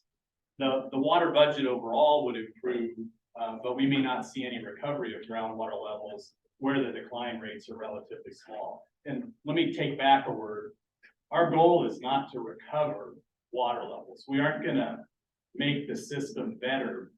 We're gonna slow the rate of decline, maybe eliminate it if we're lucky. That would be the gold star standard to get to, where we've got actual sustainable use in these hot areas where we're seeing the declines. But we don't have any intention of trying to actually see groundwater levels start coming back up. That just is probably unrealistic. The level of curtailment to get to that would be extreme. Yeah, because in my mind, pumping water from 200 feet is not pumping it deep, you know what I'm saying? And so at some point, you know, with all the development that took place over the last 10 or 12 years, maybe this is the level that we're gonna level out at. You know what I'm saying? That we're pumping at 200 feet. Especially if you take 20,000 acres out of the system, and then all of a sudden, I guess you answered the question. You want to control those critical areas. And we want the program to be heavily utilized in these sub areas. You know, whatever they program's gonna get used though on the worst ground, I would imagine. Well, we put some constraints there to not allow that to happen just to some extent.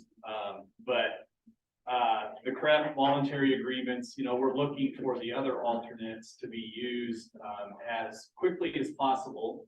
Next season isn't too early to get started on that, so we can start to turn things around. Mark, why don't you start a program like that and bail everybody out? We've been working on the CREP program. We've been working 5 years to figure out volunteer agreements. Like the CRP, right? Yeah, it's basically what it And is. then You now we get retire. the Water Resources Department off the hook, heal up people that have ground that's marginal water wise. So Jim, it just passed federal level. So it just passed environmental impact study. Enrollment will start this fall. But the issue with enrollment is, what is the state gonna do? So if the state's not gonna regulate, why do I enroll? Why do I, as a producer, voluntarily for a payment, give away my water rate? But we're getting there. We've been working on it now for 6 years. Yeah, because that's ground's worth $6,000 an acre. It's got water on it. And if it don't, you know, so there has to be a level where you get compensation, so you can afford to hang on to that ground over a long period of time. See if these wells will recover and recharge so that these folks are happy. And maybe bring it after 10 years back into production. And you're doing that. We got the CREP program ready to rock and roll this fall, yeah. The problem with the PrEP program is there's a limit. On amount one MD can get. I don't know how much, so everybody's gonna be able to enroll one bidder. That's a win-win for everybody, right?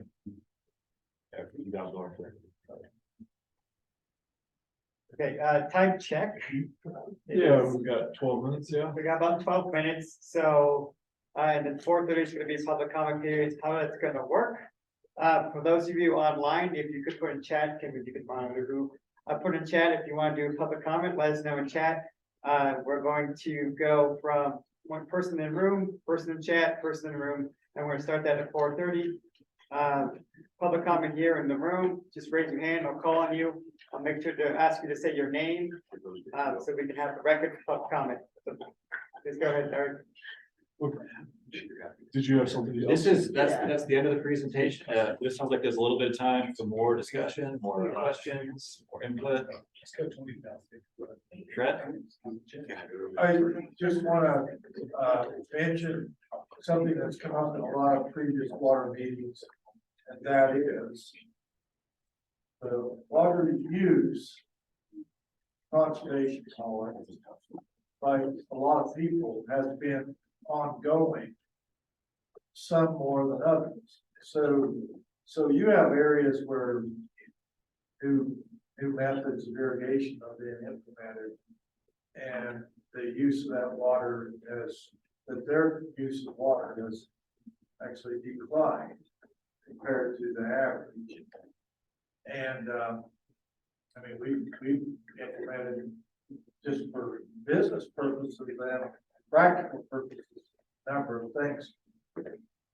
And it's critical when you look at craft and other rural language that everybody keeps in mind that those people that have implemented new technologies and everything, that's a plus that somehow needs to be kept track of, because if you took a group of people in a sub area and you said everybody's gonna have to reduce a certain amount, and a portion of that, let's say a third of half, have already reduced their usage to different technologies and stuff. You can't lose that out of this process. So the CREP language probably can consider that, but we need to. Where's that? Have you guys, do you have an idea how many sub basins you're gonna propose for us to start with? Or, have you guys kind of discussed that out, how many sub basins? So that was actually gonna be my next question to you all, is how specific and how targeted do you want us to be? In this example, this is a very specific, very targeted area out of, what is it, 5,000 square miles of Harney Basin study area. We're looking at a very, very small area comparatively. How targeted do we want to be? And that's a question for you all. I think what we have talked about internally is being fairly targeted and really constraining our sub areas around the problem areas, while leaving some of the other sub areas larger, where we have less declines and there's a broader swath of pumping, right? It isn't as concentrated. So that's sort of our next step, is to make that decision. How targeted do we get?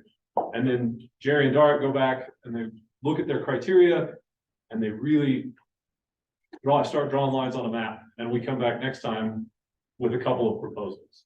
So there's a couple ways we could do it, depending on how you all feel about it. My preference would be we come back with a very targeted map and we come back with a more broad map. And then we can talk about what the consequences of each approach would be and what the pros and cons of each approach. But how does the RAC feel about that as the next step for the boundaries specifically? That's a loaded question with 6 minutes left in. Sorry. Yeah. Hey, Gotta start somewhere. yeah. How do you, Great to how, see it come first. how does it work with applying your 3 criteria? Yeah. Darren? Well, I think the criteria ideally just fall out as they fall out on the map. But I think there's gonna be potentially some areas where there may be a strong argument to maybe combine what could be potentially 2 smaller sub areas. Ideally, these criteria provide enough guidance where that gray, that uncertainty isn't a question anymore, and it becomes clear. Like I think with the case of Dog Mountain and Sunset Valley there versus Weaver Springs, I think early on even we were looking at it, and you can look at the contours, and there's an argument initially that those could be considered the same. But I think if you look closely enough at the water level trend data in particular, ideally the criteria constraints that fall out however they do, and the boundary line decisions, there's not too many alternatives really. Jerry? And one of the other things that we need to take into consideration too, is as we draw those lines, that we're not splitting water rights into two sub areas. You know, we have to make a determination, does it make sense to split that water right, or do we keep it together within a particular sub area in terms of, water management? Yeah, I was just gonna add that I think, Brenda's question resonated with me. I think the answer is dependent upon the data. Let's be evidence-based about this. I like the approach you've outlined, but instead of kind of I don't necessarily like the question of like how specific should we be, because it depends on what the data show, right? And so what I'd like to see is more examples of the similarities amongst those three criteria that you laid out, with proposed inflection points where the wells no longer behave similarly, which I think is kind of what Tim, you were saying. Yeah, okay, great. That sounds like a good approach to me, but I think, we want to be evidence-based and rigorous and defensible in these boundary decisions. So to me, it's like, how specific are we? It depends on how specific the data show the sub areas to appear. The last thing I'd say, sorry, just really quickly, is noticing in the example there, you were put in a position of choosing an arbitrary water level trend data is like 50 feet or 3 feet per year, things like that. There's got to be some statistical methods we can leverage to take the burden away from arbitrary, guesses, like, let's look at 10 feet declines or something like that. There's got to be a way to take that, make it less arbitrary, make it more statistical. Yeah, that was where I was going. I mean, you use 50 foot and 3 foot. So I mean, if that's good enough for this area of the basin, is that the same data threshold we're going to use in other areas of the basin? Or is there, maybe I'm a little different than Zach, but maybe you draw these, delineate these and say this is a sub area basin that's going to have to look at specific management once it hits this threshold. So people can start to have an idea of what could be coming next. Because I mean, and then also understanding the amount of data points you have when you delineate that. Because I know in some, I believe in some place on the east side of the basin, the east central. Sorry, Fred, sorry, in the east side of the central basin, you're gonna have not as many data points. You're gonna have more data points in areas that were declining around. Yeah, no, I agree. And those, the 50 foot and the 3 foot thresholds there were just examples for discussion purposes today to give a sense of how we might apply these constraints. I think those are conversations that we should keep having. And that 50 was a 5-year. 50 foot drop was a 5-year thing. No, not in that case. I thought it was right. I thought I saw it. For the annual rate of decline, we only looked at the most recent 5-year period of record. But one of the things, and just at my side of the deal, I know some of your very critical areas are real critical, and I know I got customers that want to replace and try to, we clean some wells, we're gonna try to replace some.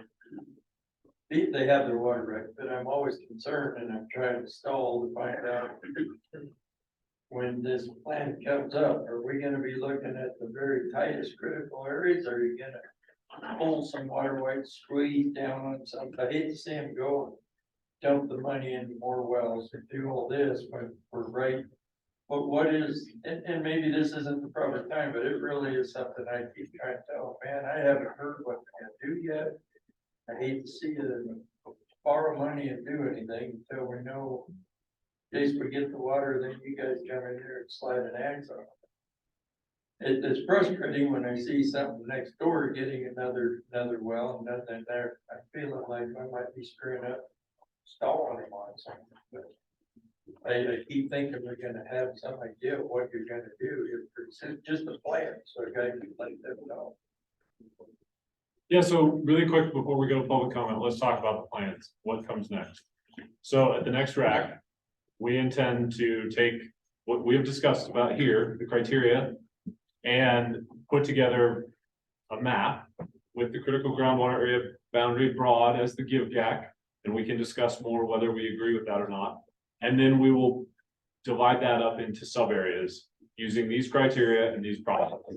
So That's what we'll provide next time. At next RAC, we also then want to have a discussion about the criteria for permissible total withdrawal. How are we going to decide how we turn the knobs, right? How much decline are we willing to accept? How strict do we want to be? And what are the criteria that we're going to use to make decisions about which sub areas get curtailment and how much? So that's the second piece of the conversation we want to have next time. So that the following RAC number 4, we can come back with actual numbers about what total pumpage would be allowed. And we can really see what that cut line is, or who would be turned off versus who would get to continue to pump. Because remember, at the end of the day, a critical groundwater area, the department is limited to the prior appropriation system. And so we cannot mandate that a senior water right holder reduce use. We can only mandate that a junior water right holder be shut off. And so that's why voluntary agreements are critical. If we want to share the load across everyone, voluntary agreements have to be entered into. Yeah, Mark. So voluntary agreements doesn't have to be shared against everyone. A voluntary agreement has not been entered. A voluntary agreement could be a reduction by priority date within those years you're deciding that. Sure. Secondly, we're gonna need to have this information more than a day or two before the next RAC, so we have time to work through it, even discuss ourselves, so we can come back and actually include in the conversation. Heard you loud and clear. Okay, Jeff. When you talk senior, junior water rates, are we also gonna look at efficiency? So- If you had the oldest water rights at all, and then you've got a guy that is completely efficient, producing more with less, is that gonna benefit him for staying on top of it? So you want to talk about how we address efficiency or conservation? Well, I'm just voluntary asking, costs. is there gonna be off, are they gonna be on the table, or are you gonna just look at the oldest person? The statute requires us to look at the oldest versus the newest. Doesn't matter how efficient. Correct. So it doesn't help, I mean, that's, it just, we're constantly, Hardin County, I'm extremely impressed with the mass amount of everyone that pulled together and have got very, very, every year, just more efficient. I know Owen, Brooks, Singhos, everybody, the Otley, they're all getting more efficient all the time, and I just, is there a pat on the back for that, or is it just go back to the, and that's just one of the things I wonder. Absolutely. So I think we're at 4:31, and so we need to go to public comment. Do you want to start in the room, or? I've got 2 people online. Okay, we're gonna start in the room first. Please, if you can say your name. Thank you, Patty Doro. This is around rulemaking as to what exceptions do we need. This is just, we don't know what exceptions we need, but we know we're gonna need them occasionally. And so I think we need to have something in the rules to have an abbreviated, quicker, prioritized way for OWRD to review pre-application concepts and proposed projects that are in that, visioning, almost beginning stage for exception permitting for provisional approval to move forward, because we don't have a lot of investors, local or external, that come in and are able to do something that really suits this area. Because when they do occasionally come and they get the collaboration and things lined up, the delayed time frame for the decision making through the bureaucracy often ends it, and it never comes to fruition, and we're gonna need that more than ever. So that's what I would like to see. Thank you. Chris Hall. Chris, if you'd like to come off mute and speak. Yeah, good afternoon, everyone. Thanks for having this great conversation. I appreciated listening to it. I have a question that really just kind of arose towards the end of the conversation with regard to the sub areas, the administration of the sub areas, and the sticky issue with regard to imposing corrective control provisions. The imposition of corrective control provisions under ORS 537-742 requires a quasi-judicial contested case hearing that is cumbersome and it's time-consuming. Changes to the critical groundwater area require reopening this rulemaking process, and it also would require going through a whole nother set of contested case hearings. And it would be years, as this one will be in its first of 31 years since there's been a critical groundwater area designated. There'll be years behind between making updates to this. And so my question is that the use of the granular data that was shown to us to define these sub areas within the critical groundwater area begs the question about when these fine details change and potentially expand in size. Will these rules have to be restarted and address those changes every time? And so, for instance, do you err on the side of making them a little bit bigger, or do you round them off a little bit so that, you know, in 10 years or 5 years, depending on drought, depending on overpumping and any other number of things, do you have to come back to the drawing board? And so I have a question about, instead of selecting small areas that are subject to frequent change, can a contested case hearing, and this might be a question for Renee Moulin, I'm not sure. Can a contested case hearing provisionally impose corrective control provisions over the entire critical groundwater area in one instance, and then have these specific rules that are being worked on today be written to say that the actual curtailment, when you start turning down the volume, start small and be ministerially managed within that corrective control provision order from the contested case hearing? And can that be increased over time as needed so that you don't have to keep coming back and going through these many year processes? The purpose of these rules were the changes to the critical groundwater area rules started 31 years ago, 32 years ago now, with House Bill 2192 in 1991, which brought the whole process in accordance with the APA, Administrative Procedures Act. And it also, the legislative intent was to streamline the process because it got bogged down so intently by people who didn't want to get curtailed. And so I just want to make sure that this idea of working within sub areas is not just another version of bogging this process down. Thank you very much. Thanks, Chris. Anyone else in the room wish to make a public comment? Please. So Jack Burgess, everything. So just so the RAC is completely informed of the decisions that we make. So any of these proposed rules that you're talking about today, could they currently, or will they maybe be applied in the future to surface water? What surface water? Chad, I'm sorry, I didn't hear the first part of the question. Can what be applied to the surface water? Any tool that guys are talking about today. Classification can. Critical groundwater area is groundwater, so no. Swampa, we can require measuring devices on surface water diversions as well. We have no intention of doing so. We've historically required measurement on the big PODs where we need it. If it needs more, you can go out and get it. So we don't need a Swampa necessarily to deal with a few that we might pick up in the future. I think that's it. So there could be a potential. Sure.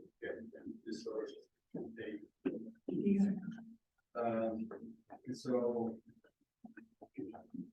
how will this process, this bylaw process, be linked with Division 10 and then the model? Okay, so the Division 10 rule process started when, Kelly? Like their updates? Yeah, when did we start doing that? Over a year ago. Over a year ago with me, and then 2022 with the other coordinator. So that's a rule process that's almost to the finish line. We'll be coming to Burns the 28th, 29th of September with the Water Resources Commission and ask them to adopt the Division 10 rules. Those are rules that govern the establishment of a new critical groundwater area anywhere in the state of Oregon. So they guide that process. They also guide the process of modifying existing critical groundwater areas in the state. And so the commission hopefully will adopt those at the end of September.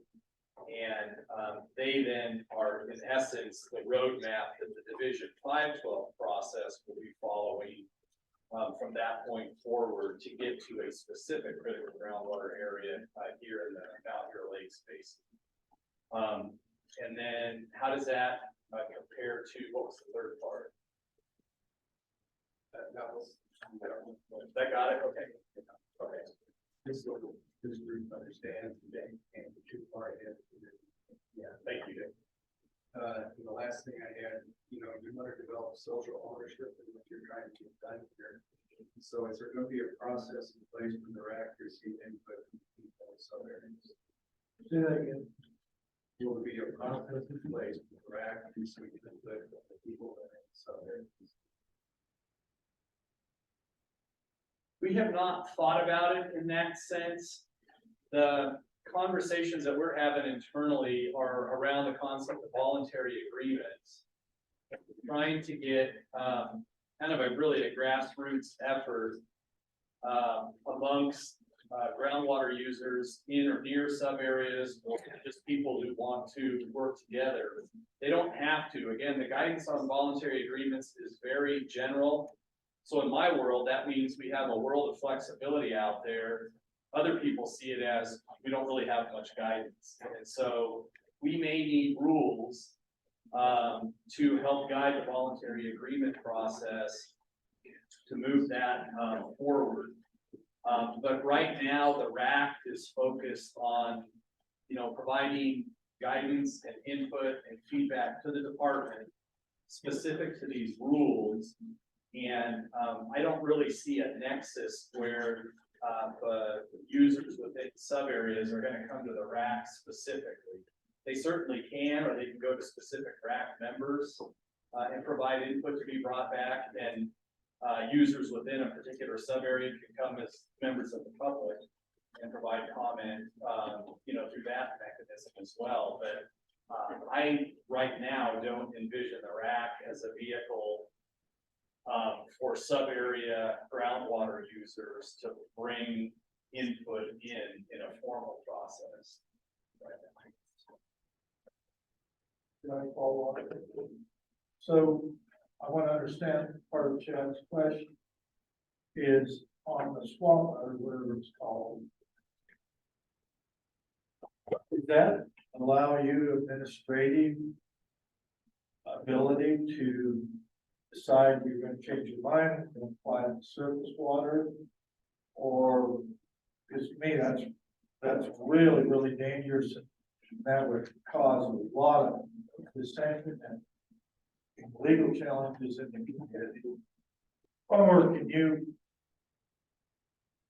willing to put specific language for limiting the use and how that's going to be applied?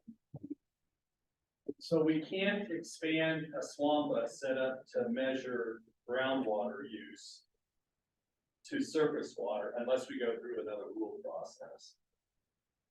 So it would have to go. It would have to go through a rule formal process. rule. Yes. So there'd be no administrative latitude to say, oh, we changed our mind. Except for oddly form. Okay. You'll be the exception.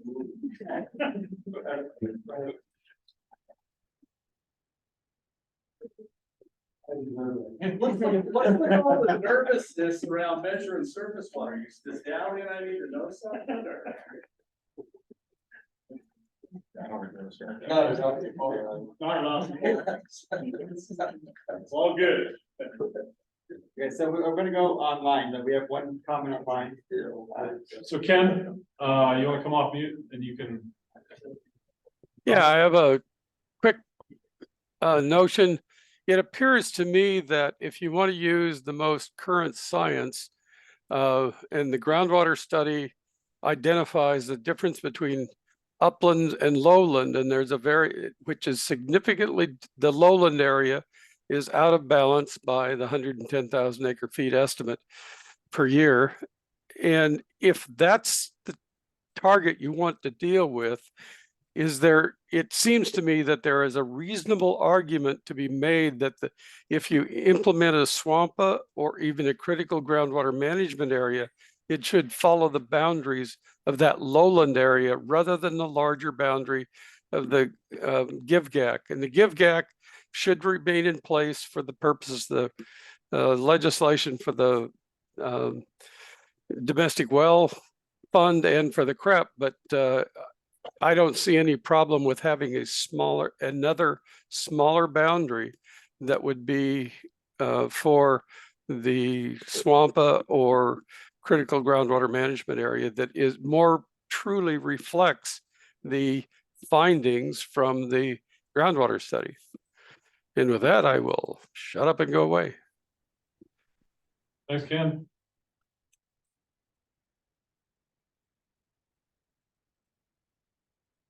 Any comments from, please? My name is Scott Montgomery. I'm owner and principal of All Points Engineering and Surveying. I got a hypothetical question regarding sub areas and voluntary agreements.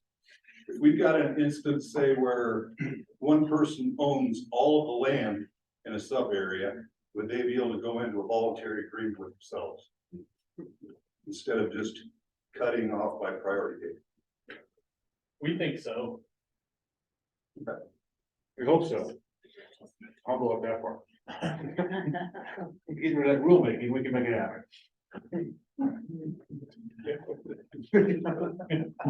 Sorry, I'm slow today, Mark. It took me a second to laugh. You'll get to know me better. Any other public comments? Yeah, there's no one else on the line, so we're down to people in the room. Okay, well, we got 15 minutes. I think we can get through SWAMPA. 15, right?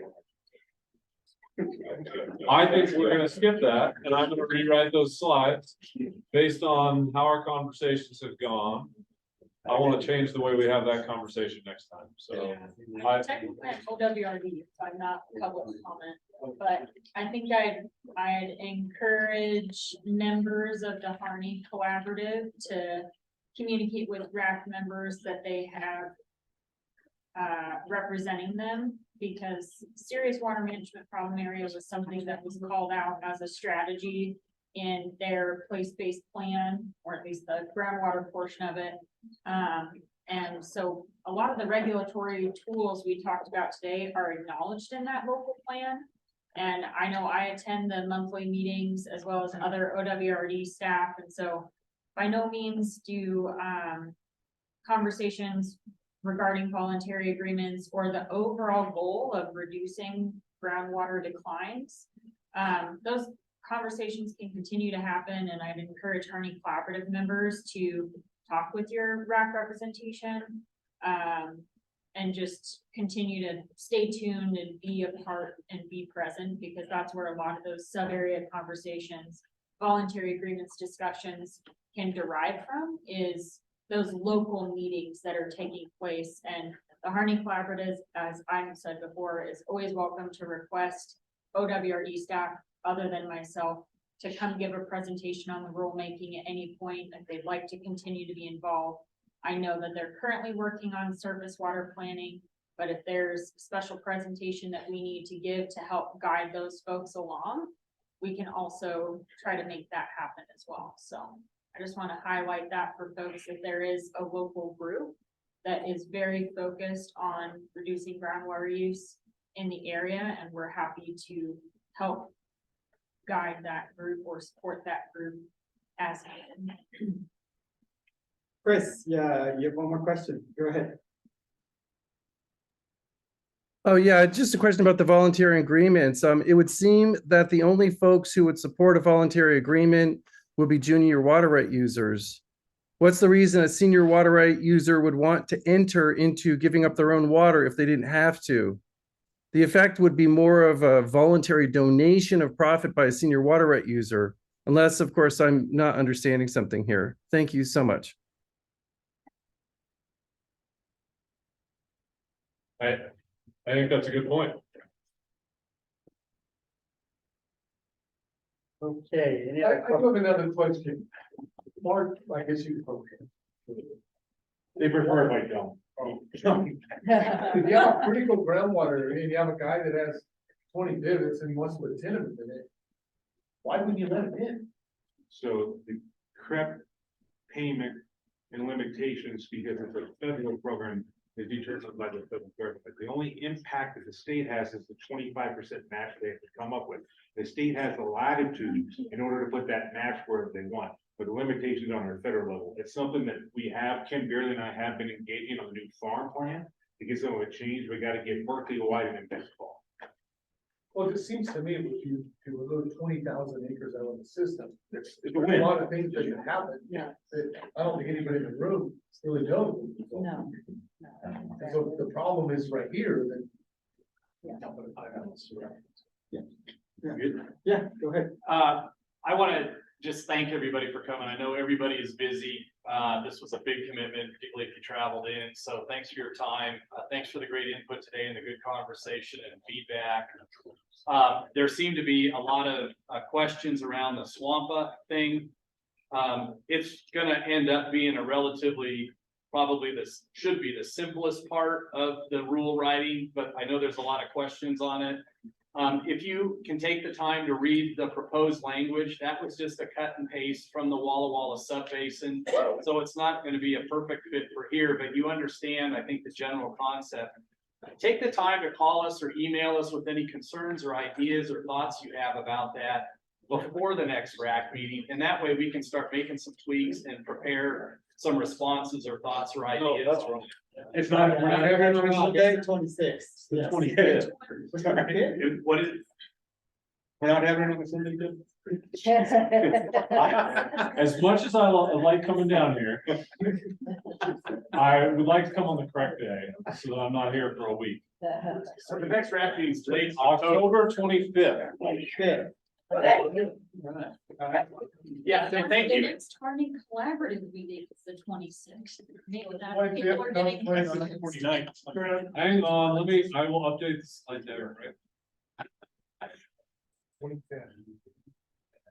Well, how that's the same days now. Can you hit a Kelly's space? gonna give me paper. Oh, I think that's-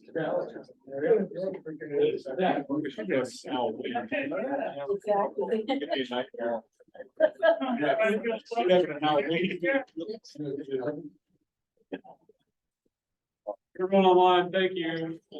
Yeah, that's good. That's kind of.